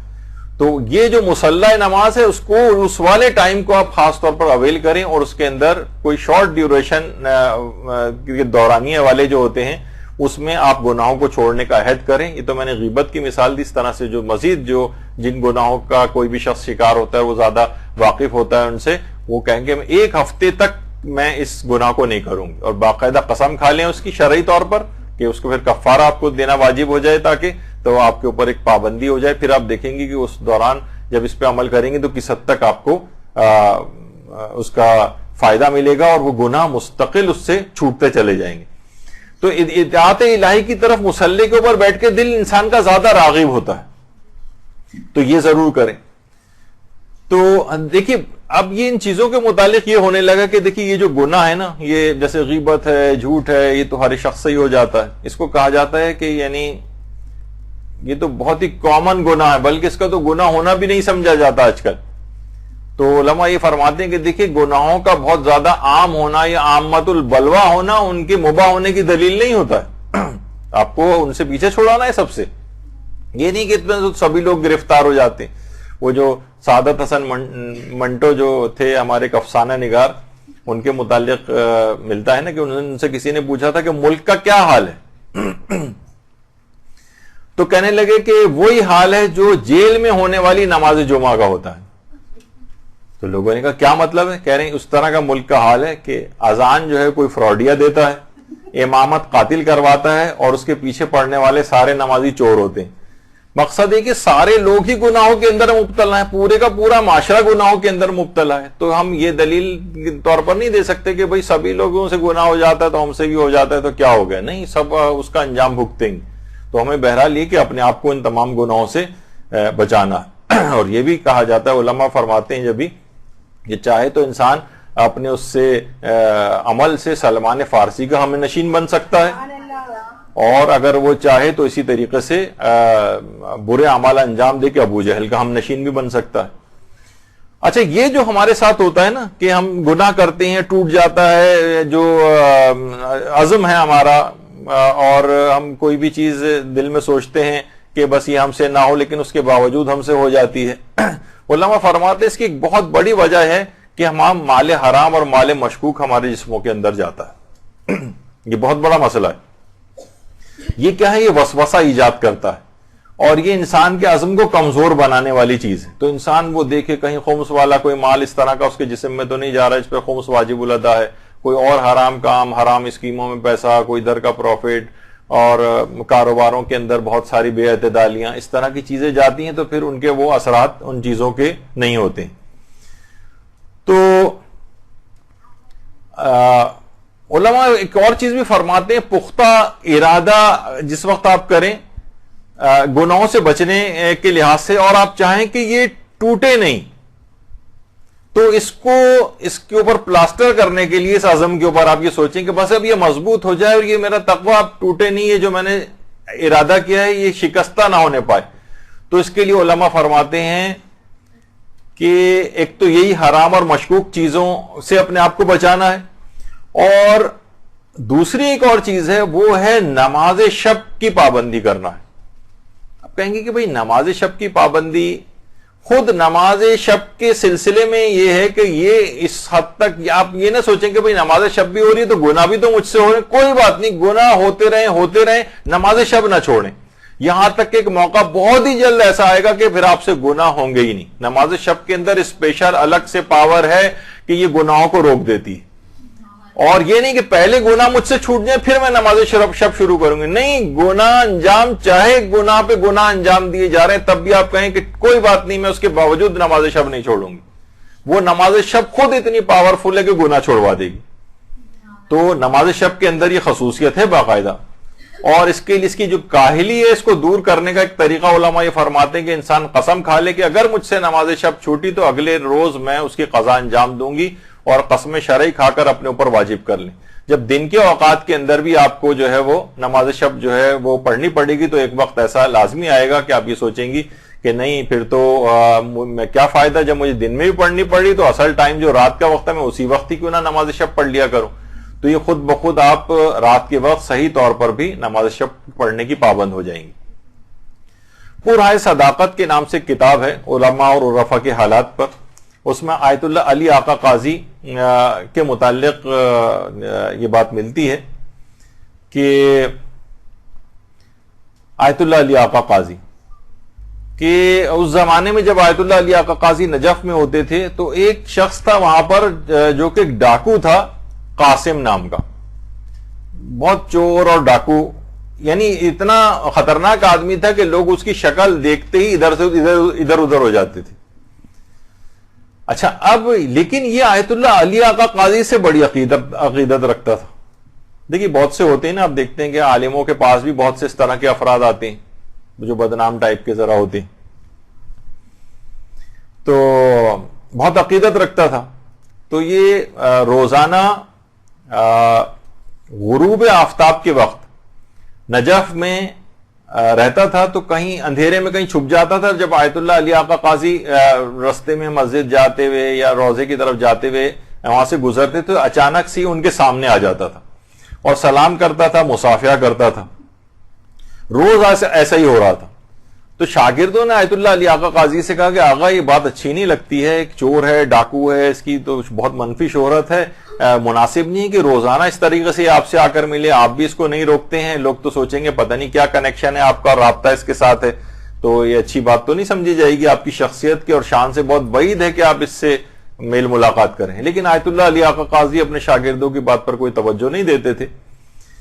تو اسی طرح کئی ماہ گزر گئے, یہ آتا تھا اور ایک دم سے کہیں سے بھی نکل کے آتا تھا, مصافحہ کرتا تھا, سلام کرتا تھا اور چلا جاتا تھا.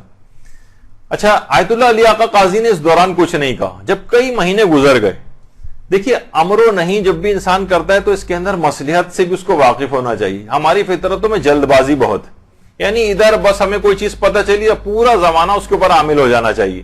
ہم آج ایک دن پہلے تبدیل ہوئے ہیں اور ہم نے نماز شب شروع کی اور سب لوگوں کے اوپر طنز کرنا شروع کر دیتے ہیں فوراً, یعنی ابھی ان کا ٹائم نہیں آیا ہے ٹھیک ہونے کا. تو تھوڑا وقت انسان امر و نہیں کے لیے بھی کچھ وقت درکار ہوتا ہے. تو کافی مہینوں کے بعد ایک دن انہوں نے پکڑ لیا آیت اللہ علی آقا قاضی نے قاسم کو اور کہا کہ دیکھو اگر میں ایک کام کہوں تو تم انجام دو گے, اور دیکھو کام اتنا آسان ہے, کوئی مشکل کام نہیں, نہ مال خرچ ہوگا نہ کوئی خاص وقت خرچ ہوگا. کہا کہ فرمائیے آپ. کہا کہ نہیں, پہلے تم وعدہ کرو کہ اس کو انجام ضرور دو گے. علی آقا قاضی نے کہا. تو اس نے کہا کہ ٹھیک ہے, کافی حیل و حجت کے بعد بہرحال وعدہ کر لیا اس نے. تو کہا کہ آدھی رات کو جب تم اٹھو گے صرف 10 منٹ کا ایک کام کرنا ہے. اس نے کہا کیا کام کرنا ہے؟ کہا نماز شب پڑھنا ہے, نماز شب. اچھا, اب اس کے تو آنکھوں کے آگے اندھیرا چھا گیا. نماز شب, کہا کہ آقا میں تو نماز پنجگانہ تک نہیں پڑھتا, میں اٹھ کے نماز شب پڑھوں گا, اور ہم تو پوری رات عیش و عشرت کے اندر گزارتے ہیں, اب دوستوں کے ساتھ ہلا گلا کرتے ہیں, صبح کے وقت کے قریب تم پڑھ کر سو جاتے ہیں, نماز کیسے پڑھوں گا میں؟ کہا کہ نہیں, تم وعدہ کر لو, تم کیسے اٹھو گے اس کی فکر نہ کرو, میں تمہیں خود اٹھاؤں گا, تم فقط نیت اور ارادہ کر لو, میں تمہیں خود بیدار کروں گا. اچھا, اب اس نے وعدہ کر لیا. اس کے بعد آیت اللہ علی آقا قاضی کے ایک شاگرد سے باقاعدہ نماز شب کا طریقہ سیکھا اور اس کے بعد اپنے گھر گیا اچھا اب جب گھر گیا تو رات کو سونے لگا تو اس کو یاد آیا کہ مجھے تو علی آغا قاضی سے میں نے وعدہ کیا ہے، لیکن میں تو اب سونے جا رہا ہوں، پتہ نہیں میری آنکھ کھلے نہیں کھلے، اس زمانے میں تو ایسے کوئی الارم سسٹم وغیرہ بھی نہیں ہوتا تھا۔ بہرحال اس نے ارادہ کر لیا کہ میں اٹھ جاؤں گا۔ اچانک نماز شب کا جو وقت تھا اس پہ خود بخود اس کی آنکھ کھل گئی، ایسا لگا جیسے کسی نے باقاعدہ آواز دے کے اس کو جگایا ہو۔ اچھا اس کے بعد بہرحال اس نے وعدہ تو کر لیا تھا کہ اگلے دن پوچھیں گے آ کر۔ اب اس کی جس وقت بالکل اندھیری رات تھی، 14ویں کا چاند جو ہے وہ چمک رہا تھا، اور جب یہ اپنے حوض میں وضو کے لیے آیا تو اس حوض کے اندر، اس پانی کے اندر اس کو اپنا عکس نظر آیا۔ اور بعض اوقات ایک ایسے کچھ لمحات انسان کی زندگی میں توبہ والے آ جاتے ہیں، تو اس میں جب اپنا عکس نظر آیا تو اپنے تمام گناہ بھی اس کی آنکھوں کے سامنے آ گئے، جسم لرزنے لگا، چلانے لگا، پروردگار آج اتنے عرصے کے بعد یہ غلام جو ہے تیری بارگاہ میں آ رہا ہے اور مجھے اپنے حضور حاضری کی اجازت دے دے۔ اس کے بعد اس نے نماز شب پڑھی اور گناہوں سے، اس نماز شب کی برکت سے اس قدر عظیم مقام حاصل ہوا اور ایسا تائب ہوا کہ وہ اس زمانے میں ولی خدا کے طور پر جانا جانے لگا، پہچانا جانے لگا، حتیٰ کہ جو بیمار افراد ہوتے تھے وہ اس کا جھوٹا پانی لے کر جاتے تھے اور اس سے شفا یابی حاصل کرتے تھے۔ درود بھیجیے محمد آل محمد۔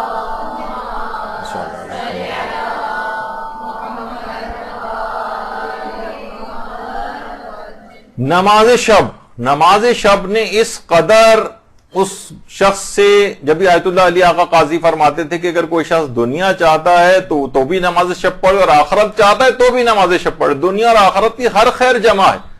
اور یہ اتنی پاورفل نماز ہے کہ گناہوں کے ساتھ کوئی چور، ڈاکو، ڈکیت، قاتل کوئی ہو، اس سے بھی گناہ چھڑوا دیتی، چاہے جائے گا کہ جو ان گناہوں کا شکار نہ ہو۔ تو یہ رمضان خاص طور پر، اس میں اپنے آپ کو خاص طور پر ان تمام چیزوں کا اپنے لحاظ سے آپ عادی بنا لیں۔ اور آپ دیکھیں، چاہے لوگ کہتے ہیں نا کہ بھئی ابھی تو ہم خود ہی گناہوں کے اندر گرفتار ہیں، ابھی ہم کیسے یہ سب چیزیں چھوٹیں گی، اور نماز شب کیا کرنی، نماز شب کے اندر اتنی زیادہ پاور ہے کہ خود گناہ چھوڑوا دے گی۔ بس اس کی آپ 10 منٹ کی روزانہ اس کو پابندی کر کے دیکھیں، پھر آپ نتیجہ اللہ کے اوپر چھوڑیں اور دیکھیں گے نماز شب کتنی پاورفل چیز ہے۔ اور اس لحاظ سے بھی اگر آپ دیکھیں تو اس میں کوئی مسئلہ بھی نہیں ہے، رات کو اٹھنے والا بھی کوئی مسئلہ نہیں ہے۔ آیت اللہ سیستانی کے فتوے میں تو نماز عشاء کے پڑھنے کے فوراً بعد بھی آپ نماز جو ہے شب پڑھ سکتی ہیں۔ اچھا نماز شب کو اگر رات ہی کو اٹھ کر پڑھنے چاہے، جو اس کا اول وقت ہے فجر سے ذرا پہلے اٹھ کر پڑھنے کا، اگر کوئی جو افضل وقت میں بھی پڑھنا چاہے تو اس کا بھی ایک نسخہ آیت اللہ بہجت نے بتایا۔ آیت اللہ بہجت فرماتے تھے کہ اگر دن کی نمازوں کو آپ اول اوقات میں انجام دیں تو نماز فجر کے لیے اور نماز شب کے لیے بیدار ہونا مجھ پر چھوڑ دیں۔ بس آپ کو رات میں اٹھنا مشکل ہو رہا ہے نا، تو دن کی نمازوں کو اول وقت میں اوقات میں انجام دے دو، خود بخود، یعنی مجھ پر چھوڑ دو۔ ایک لحاظ سے مجھ پر چھوڑ دو سے مرادی کہ پروردگار عالم خود بخود ایسے وسائل آپ کو مہیا کرے گا کہ آپ خود بخود نافلہ شب کے وقت اٹھ جائیں گی یا نماز فجر کے وقت۔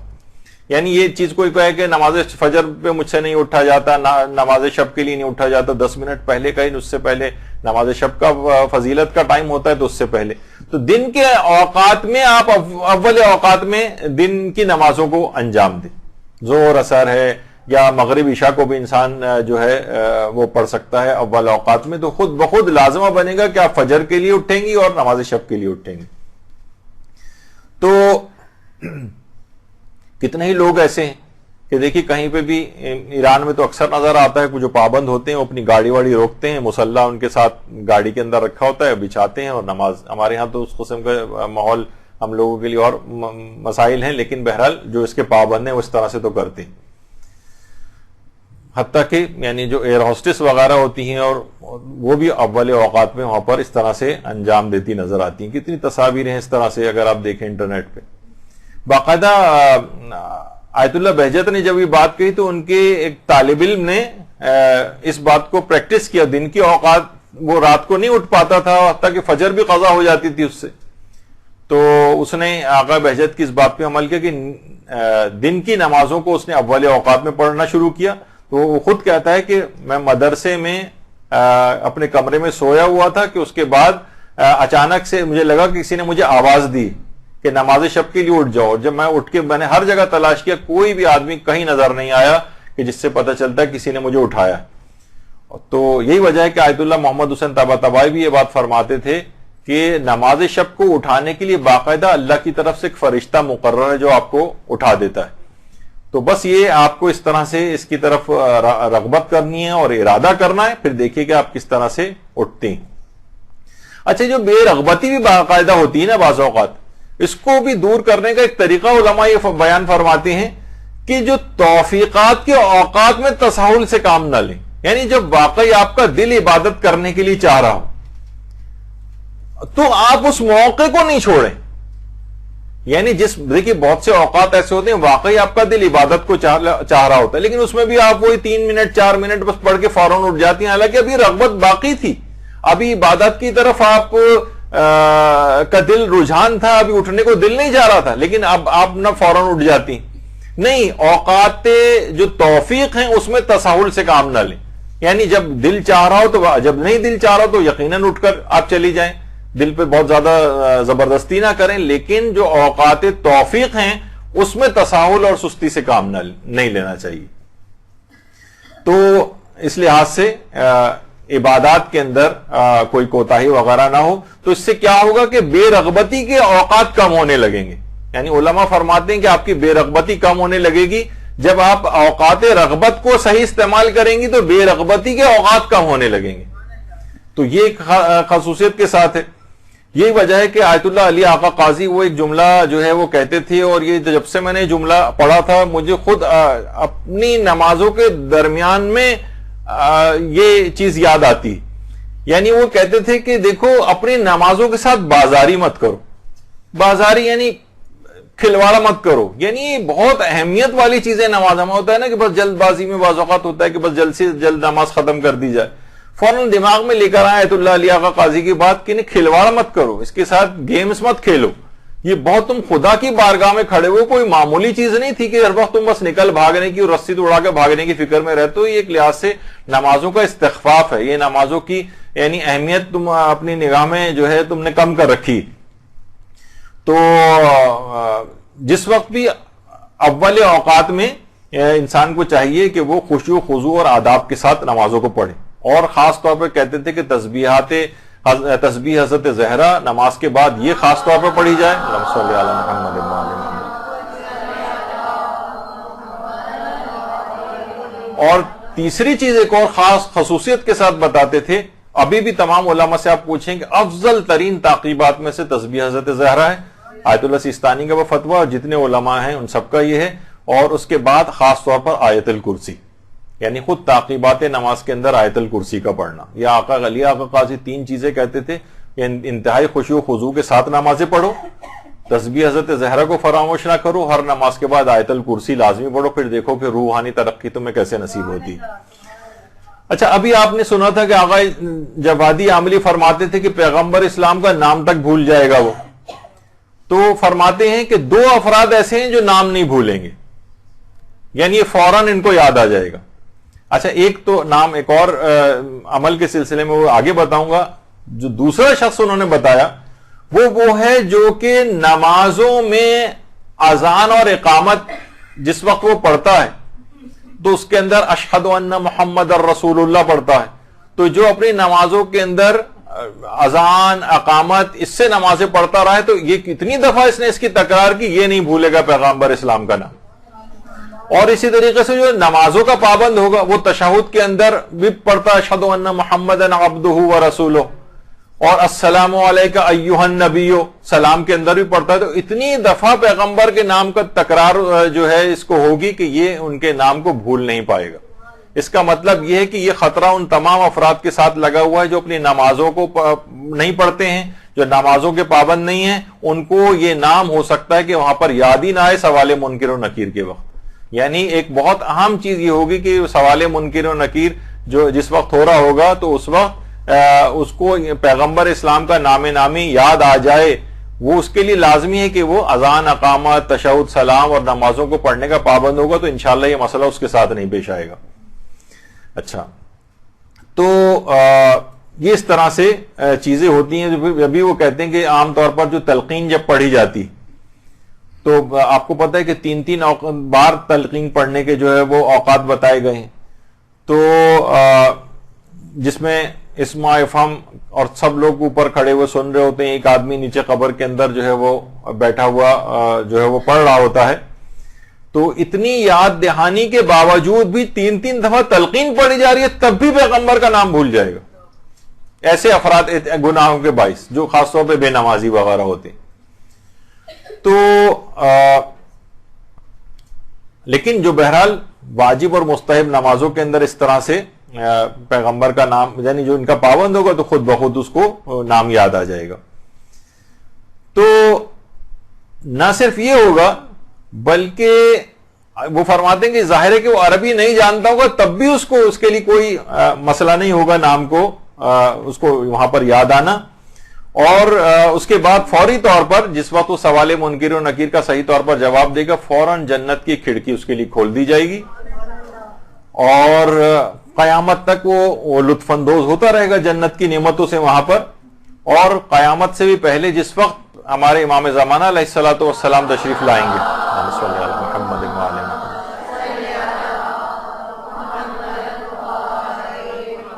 تو باقاعدہ ملتا ہے کہ ان کے ظہور کے بعد مومنین ایک دوسرے سے اپنی قبور میں ملاقاتوں کے لیے جائیں گے، اپنے دیگر مومنین کے قبور میں، اور فرشتے آئیں گے اور یہ آپشن پیش کریں گے کہ تمہارے زمانے کے امام نے ظہور کیا، اگر تم چاہو تو ان کی نصرت کے لیے ہمارے ساتھ چل سکتے ہو.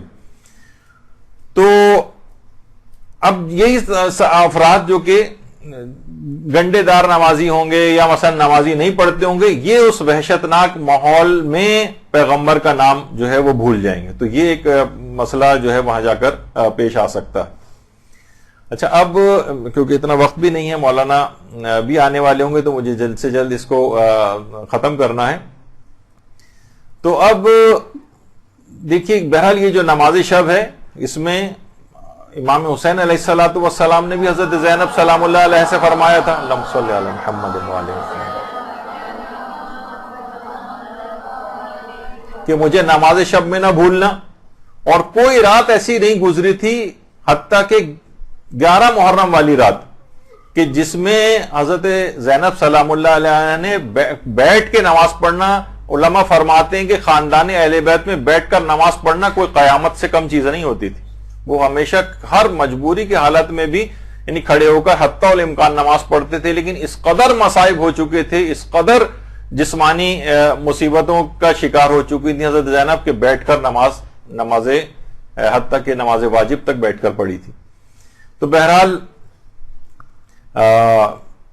اچھا، اب یہ جو نماز ہے، نماز کے حوالے سے دیکھیں تو یعنی باقاعدہ یہ بات بھی کہی جاتی ہے کہ انقلاب ایران کا سے پہلے کا جو دور شمار ہوتا تھا اس زمانے میں اس حد تک لوگوں کا نماز فجر کو ترک کرنا بھی اس قدر معمول بن چکا تھا کہ جس وقت رشتوں کی خواستگاری ہوتی تھی تو اس وقت ایک کوئی بہت ہی اہم ترین پوائنٹ کے خصوصیت کے طور پر یہ بات کہی جاتی تھی کہ یہ لڑکا نماز فجر بھی پڑھتا ہے. کہتے تو اچھا، یعنی اتنی عنقا بات تھی کہ یعنی جو کہ ہر مومن پر ویسے ہی فریضہ ہے، وہ بہت بڑی کوالٹی کے طور پر پیش کی جاتی تھی اگر کوئی شخص اس زمانے میں انقلاب سے پہلے نماز فجر اگر پڑھتا تھا. تو یہ تمام چیزیں ایسی ہیں کہ بہرحال ان کی طرف لوگوں کی توجہ عام طور پر نہیں ہوتی ہے. اور دوسری چیز اور بھی علماء کہتے ہیں کہ دیکھیے جس سے ہم تقوی میں اضافہ کرنے والی جو چیزیں ہیں وہ ان میں سے ایک چیز یہ بھی ہے کہ انسان مال کو خرچ کرے. دیکھیے بہت میں نے ایک جگہ کہیں پڑھا تھا، کسی جگہ کسی مسجد کا ایک اشتہار تھا، اس میں نوجوانوں کو رغبت دلانے کے لیے کچھ انسینٹیوز وغیرہ تھی کہ جو اتنے دن مثلا بچہ جو ہے وہ 40 دن تک نماز فجر آ کر پڑھے گا اسے سائیکل انعام میں دی جائے گی. لیکن یعنی اپنے اپنے لحاظ سے بہرحال لوگ جو ہے وہ کوشش کرتے ہیں انسینٹیوز دیے جائیں، کچھ مال کو خرچ کیے جائیں. میں نے وہ کہا کہ اس سے پہلے کہ لوگ برگروں میں اور پتہ نہیں کس کس چیز میں بے تحاشا پیسہ خرچ کرتے ہیں، لیکن کیا ہے کہ جب دین کے لحاظ سے کوئی بات آتی ہے اس کے اندر جو ہے نا فوراً کنجوسی اور جو ہے نا پیسوں کی قلت یاد آنے لگتی ہے. تو بچوں کے لحاظ سے بھی یہ بات ہے، اس لحاظ سے یعنی مال کو خرچ کرنا چاہیے. دیکھیے کہا جاتا ہے کہ تفسیر عیاشی لکھنے والے ہمارے ایک عالم جو گزرے ہیں، یہ پہلے غیر شیعہ تھے، بعد میں شیعہ ہوئے، اور شیعہ ہونے کے بعد اچھا باپ کی طرف سے میراث میں بہت زیادہ ان کو پیسہ بھی ملا تھا. ان کا نام تھا عیاش سمرقندی. باقاعدہ اس کے بعد انہوں نے تفسیر، اگرچہ یہ صرف ان کی تفسیری لحاظ سے شہرت زیادہ ہو گئی، لیکن یہ خود مجتہد اور فقیہ بھی تھے. تو انہوں نے بلکہ صف اول کے فقہاء میں ان کا شمار ہوتا تھا، لیکن تفسیر زیادہ مشہور ہوئی ان کی. تو اتنی زیادہ جتنی بھی دولت ان کو میراث میں ملی تھی، انہوں نے ساری کی ساری وہ کتابوں کو جمع کرنے، اس کی نقول بنوانے اور طالب علموں کے اوپر سب کی سب دولت خرچ کر دی تھی. اور تفسیر قرآن کے لحاظ سے تو کتنے زیادہ مشہور ہوئے.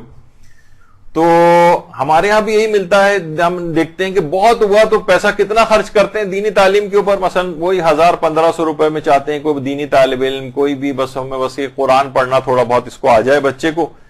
اور اس کے علاوہ مثلا کتنے اچھے طالب علم ہیں، کتنے ایسے علماء ہیں جو قسمہ پرسی کی زندگی گزار رہے ہیں، ان کو تھوڑا سا پیسے زیادہ دے کر ان سے استفادہ کر کے اپنے بچے کو زیادہ روحانی ترقی، ان کو زیادہ علم کی طرف لانے والے افراد، ان پہ پیسہ خرچ نہیں کریں گے. بس اس میں کتنا کہ بس 1000-1500 کے اندر کوئی آ جائے سائیکل کے اوپر پڑھانے والا، کوئی جو 10-15 منٹ پڑھا کے ان کو چلا جائے اور چند سال کے اندر جیسا تیسا بس قرآن ختم ہو جائے.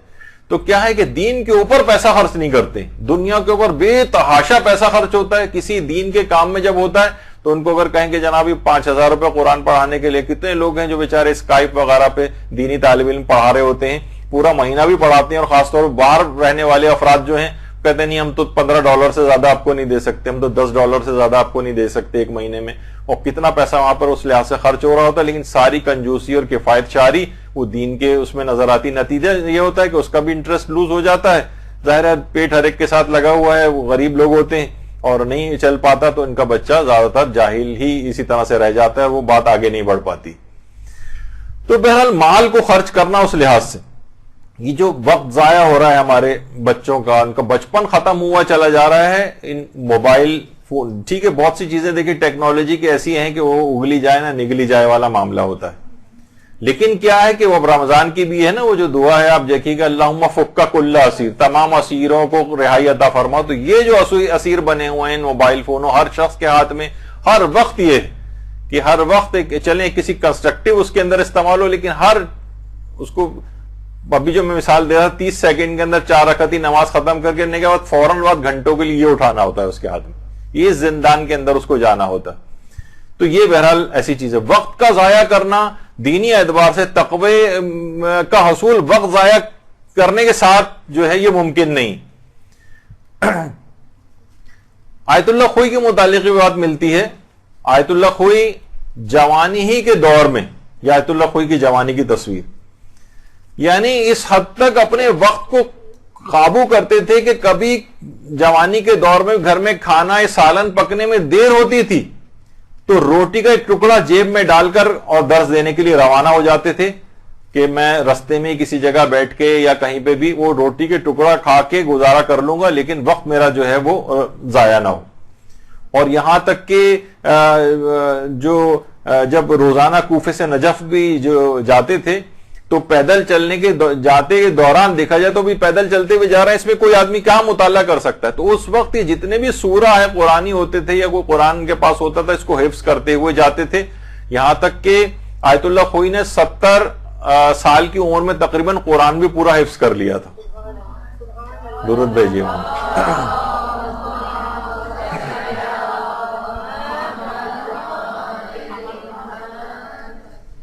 اور آیت اللہ خوئی کا تو بہرحال یہ بھی نظریہ تھا کہ یعنی جو قرآن جتنا جس نے یاد کیا ہوا ہے احتیاط واجب کو اسے بھولنے نہ دے. تو بہرحال آیت اللہ سیستانی کا تو بہرحال یہ نظریہ نہیں ہے. آیت اللہ سیستانی کے جو استاد تھے آیت اللہ خوئی کا نظریہ تھا. آیت اللہ سیستانی کہتے ہیں بہتر تو یہ کہ یاد رکھا جائے لیکن یہ سب تک دہرانا احتیاط واجب یا واجب کی کیٹیگری کے اندر نہیں آتا ہے. لیکن آغا خوئی کا بہرحال یہ نظریہ تھا. اور اس حد تک قرآن آغا خوئی جو ہے اتنی تمام مصروفیات کے باوجود بھی قرآن سے اتنا ارتباط تھا کہ باقاعدہ اس زمانے میں محمود خلیل حصیری جو کہ مصر کے بہترین آج بھی یوٹیوب کے اوپر ان کی، اور ان کا بہت سادہ طریقہ تھا قرات قرآن کا، آج بھی آپ سن سکتی ہیں اس کے اوپر. تو آقا خوئی ان کی قرات قرآن بہت زیادہ سنا کرتے تھے، اور باقاعدہ انہوں نے خط لکھا تھا، اور محمود خلیل حصیری جیسا ماہر ترین قاری قرآن اس کی غلطیاں ایک دفعہ خط میں نکال کر بھجوائی تھیں. تو محمود خلیل نے پھر جوابی طور پر ایک خط لکھا تھا اور اعتراف کیا تھا کہ واقعی آپ نے صحیح غلطیوں کی میری نشاندہی کی ہے، بلکہ پھر اس کے بعد ان غلطیوں کی آقا خوئی نے جو اصلاح کی تھی اس کو تسلیم کیا اور اپنی غلطیوں کی اصلاح کی. تو وقت بالکل بھی ضائع نہیں کرتے تھے آقا خوئی. میں نے کہا نا کہ چلتے پھرتے بھی تلاوت قرآن کرتے تھے، اور یہی بات آقا بہجت فرماتے ہیں شیخ علی زاہد قمی. شیخ علی زاہد قمی یہ بہت ہی حتیٰ کہ بڑے بڑے عرفاء ان کی نماز جماعت میں آ کر شریک ہوتے تھے. یہ بھی اگر کسی دوست سے ملاقات کے لیے جاتے تھے اور کبھی انتظار کرنا پڑتا تھا تو وقت ضائع نہیں کرتے تھے، نماز مستحبی شروع کر دیتے تھے. حتیٰ کہ نماز جماعت پڑھنے کے لیے مسجد کی طرف جا رہے ہیں تو نماز آپ کو پتہ ہے کہ مستحبی نماز چلتے پھرتے بھی ہو جاتی ہے، اس وقت کو بھی کیوں ضائع کریں. چلتے پھرتے بھی نماز مستحبی پڑھتے ہوئے مسجد کی طرف رواں دواں ہوتے تھے. کسی جگہ حتیٰ کہ مجلس میں جاتے تھے، کسی تقریب میں جاتے تھے، وہاں اگر کچھ وقت بچتا تھا کہ ابھی مثلا مجلس شروع ہونے میں کچھ وقت ہے، کونے میں جاتے تھے اور نماز مستحبی پڑھنا شروع کرتے تھے. کیوں اپنے وقت کو ضائع کریں؟ تو یہ تمام علماء کے اتنے گزرنے کے بعد 100 150 سال گزرنے کے بعد بھی آج ہم بیٹھ کے ان کا تذکرہ کر رہے ہیں، وہ صرف اسی وجہ سے کر رہے ہیں کہ ان لوگوں نے ان تمام چیزوں کو حاصل کیا. ہم بھی چاہیں، اگر کبھی بعض اوقات لوگ واک کر رہے ہوتے ہیں، واک کر رہے ہیں مثلا آدھے گھنٹے کی واک کر رہے ہیں، اس کے دوران وہ نماز جعفر تیار پڑھ سکتے ہیں. اشارے کے ساتھ رکوع سجدہ کریں، اور بہت معمولی سر کے اشارے سے کسی کو پتہ بھی نہیں چلے گا. نماز شب تک آپ جو ہے چلتے پھرتے پڑھ سکتی ہیں، واک کے درمیان پڑھ سکتی ہیں. کوئی شخص حتیٰ کہ یعنی آپ کو پتہ ہے کہ اس کے اندر اس طرح کی جو شرطیں نہیں ہوتی، تو اپنے وقت کو بالکل بھی انسان ضائع نہ کرے. یہی وجہ ہے کہ آقا محسن قراتی بعض احباب بتاتے ہیں کہ انہوں نے اتنے ایران ٹی وی پر تقریباً کے 10,000 گھنٹے کے درس مکمل ہو چکے ہیں، 10,000 گھنٹے. تو یہاں تک کہ بلکہ ایک مجھے باعتبار دوست نے بات بتائی، میں نے خود کہیں پڑھی تو نہیں ہے، لیکن انہوں نے کہا ہے کہ انہوں نے باقاعدہ اس بات کا پتہ چلا ہے کہ انہوں نے اگلے 30 سال کے دروس بھی پہلے سے ریکارڈ کروا دی، اور خود کہتے ہیں جس طریقے سے سگھڑ مائیں جو ہوتی ہیں وہ اگلے کچھ دنوں میں اگر کوئی مصروفیت ہوتی ہے تو پہلے سے کچھ کھانے بنا کے فریز کر دیتی ہیں. تو میں بھی اسی طریقے کا کام کر رہا ہوں کہ پہلے سے جو ظاہر ہے کہ ٹی وی کے اوپر بھی تو روزانہ ایک ایک درس آئے گا، کچھ ہوگا، تو انہوں نے اگلے 30 سال کے دروس پہلے سے ریکارڈ کرا کر رکھ دیے، فریز کروا دیے ہیں کہ یہ اگر میں مر بھی جاؤں تو میرے مرنے کے بعد بھی سلسلہ اس طرح سے چلتا رہا. اللہم صلی علی محمد.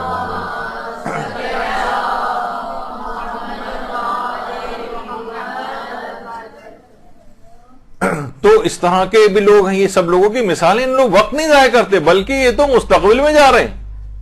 یہ تو چھوڑی کہ حال کو ضائع کرنا، انہوں نے تو مستقبل کو کیپچر کر لیا ہے کہ اگر خدا نہ خواستہ ہر شخص کے ساتھ یہ کہ دنیا سے جانا ہے تو آگے کے اگلے 30 سال تک پتہ بھی نہیں چلے گا کہ انتقال کر کے، اور ویسے درس ان کے چلتے رہیں گے. تو بہرحال یہ تمام دیکھیے چیزیں ایسی ہیں کہ یہ اس میں انسان محنت اور کوشش کرنا پڑتی ہے، مقامات اس طرح سے حاصل نہیں ہوتے ہیں. اور وقت کو اس لحاظ سے یہ بھی اس حد تک ضائع نہ کرنے کے متعلق مشہور ہیں کہ ایک دفعہ کسی ٹریفک میں ایک دفعہ پھنس گئے تھے، اور درس کے لیے جب وہاں گئے تو کئی گھنٹے وہاں پہ بھی ٹریفک جیم ہو جاتا ہے. تو دیر سے پہنچے، یہاں تک کہ لوگ انتظار کر کے چلے گئے، مشکل سے 5-7 افراد رہ گئے. انہوں نے ان کو لیا اور لان میں گئے، کہا ہم اس وقت کو بھی کیوں ضائع کریں، 5 افراد ہیں تو کوئی بات نہیں، ہم درس تو جو ذمہ داری تھی وہ ہم ویسی پوری کریں گے. 5 افراد کو بیٹھ کے وہی 1-1.5 گھنٹے کا درس دیا انہوں نے بیٹھ کے لان میں. کوئی کرسیاں بھی اٹھا لی گئی تھی تو لان میں گھاس کے اوپر بیٹھ کے درس دے دیا. اور جس جگہ، اور یہ خود یہ نہیں کہ چل کے جائیں، حتیٰ کہ جو جنگی کشتیاں ہوتی ہیں اور وہ ایران میں وہاں ان فوجیوں کو دینے وہاں تک پہنچ جاتے ہیں درس دینے کے لیے. تو یہ نہیں کہ یعنی بعض مبلغین کو تو کہا جاتا ہے ورنہ تو کنویں کے پاس چل کے آنا پڑتا. احمد جواد عملی فرماتے تھے کہ مبلغین وہ کنواں ہیں جو خود چل کے لوگوں کے پاس اس کو جانا چاہیے. تو بہرحال اس طرح سے. اور یہی بات ان کے متعلق بھی کہی جاتی ہے آیت اللہ نائینی کے متعلق. آیت اللہ نائینی کتنی نابغہ روزگار شخصیت تھے. اچھا یہ بھی جس وقت درس دینے کے لیے جاتے تھے تو اس حد تک اذکار اور دعائیں اور تلاوت قرآن کے اس قدر عادی تھے کہ کہا جاتا ہے کسی بھی مجتہد کا درس کا جو مقدمہ اتنا طویل نہیں ہوتا تھا جتنا کہ آیت اللہ نائینی کا ہوتا تھا. کیونکہ کہتے ہیں کہ وہاں بیٹھتے تھے آ کر اور اس کے بعد آ کر یہ ان کے شاگرد بھی پتہ نہیں چلا پاتے تھے کہ یہ کیا پڑھتے ہیں، لیکن ان کے کچھ شاگرد کہتے تھے کہ ہمیں اندازہ ہوتا ہے کہ شاید یہ درس دینے سے پہلے پوری سورہ یاسین پڑھتے ہیں، پوری سورہ یاسین. تو آیت اللہ نائینی اور بالکل ایسا لگتا تھا جیسے کسی کو اس دوران درس کے دوران پہچان بھی نہیں رہے ہوں، کسی کو ادھر ادھر بھی نہیں دیکھتے تھے، اور اتنے انہماک کے ساتھ اس کو جو ہے وہ ختم کیا کرتے تھے. اور علماء فرماتے ہیں کہ شاید کہ یہ سورہ یاسین کی تلاوت کرتے تھے. تو یہی وجہ ہے کہ آیت اللہ بہجت کہتے تھے کہ بعض اوقات درس کا مقدمہ جو ہے وہ درس سے زیادہ طویل ہو جاتا تھا. اور اس کی مثال بڑی اچھی دیتے تھے کہ جس طریقے سے حضرت مسلم ابن عقیل کی جو اذن دخول ہے اور حضرت عباس علمدار علیہ السلام کا جو اذن دخول ہے وہ خود ان کی زیارت سے بھی زیادہ طویل ہے. تو کہہ رہے ہیں بس ان کا بھی تقریباً ایسے ہی حساب کتاب تھا کہ ان کے درس سے زیادہ ان کے درس کا جو مقدمہ جو ہے وہ طویل ہوتا تھا. اور اس طرح سے وہاں پر آیت اللہ نائینی جو ہے وہ تلاوت قرآن جو ہے وہ کیا کرتے تھے. تو ایک چیز اور بس اس میں بات ہم ختم کرتے ہیں کہ ذکر خدا سے کوشش یہ کریں کہ ذکر خدا سے مستقل آپ کی زبان معطر رہے. اور اس رمضان کے اندر جب بھی چوتھے امام کی سیرت میں ملتا ہے کہ باقاعدہ کہ سوائے امر بالمعروف کے اور تلاوت کے اور ذکر خدا اور تسبیح کے امام کی زبان پہ کوئی اور کلمہ آتا ہی نہیں تھا.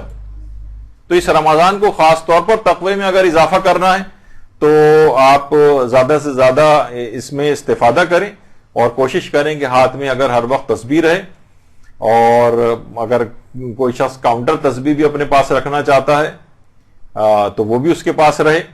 تو جتنا بھی زیادہ اس کے لیے ممکن ہو وہ کوشش کرے کہ زبان پر مستقل ذکر خدا، جب تک ذکر خدا آتا رہے گا ہر وقت وہ پروردگار کی طرف مائل رہے گا، اور مائل رہنے کے بعد خود بخود گناہوں سے بچتا چلا جائے گا. تو اگرچہ ابھی بہت سے اس کے اندر چیزیں اور باقی تھیں، لیکن یہ کہ انشاءاللہ کیونکہ اب دوسرا جو درس ہے وہ بھی بہت اہم ہے، اور مولانا تقی مہدوی صاحب تشریف لے ہیں، وہ ان کا درس ہوگا. تو انشاءاللہ اس کے بعد اگلی ہماری جو اس کے بعد جو رمضان کی جو کلاس آئے گی وہ پوری 2 گھنٹے کی مکمل مسائل فقہ کی ایک پورا ریوائز کریں گے ہم بہت تیز رفتاری کے ساتھ، کیونکہ رمضان کے مسائل تو وہی ہوتے ہیں، بس تیز رفتاری کے ساتھ تاکہ آپ کے سامنے ایک ریویو ان کا ہو جائے. اور اس کے بعد شب قدر کے سلسلے میں آئندہ اتواروں میں جو گفتگو انشاءاللہ آئے گی، تو یہاں پر گفتگو ہم اپنی روکتے ہیں انشاءاللہ، اور آپ جلد سے جلد فارغ ہو جائیں تاکہ مولانا محترم اپنا درس سٹارٹ کر سکیں. وصلی اللہ علی محمد وآلہ الطیبین الطاہرین. برحمتك يا أرحم الراحمين وصلى الله على محمد وآله الطاهرين.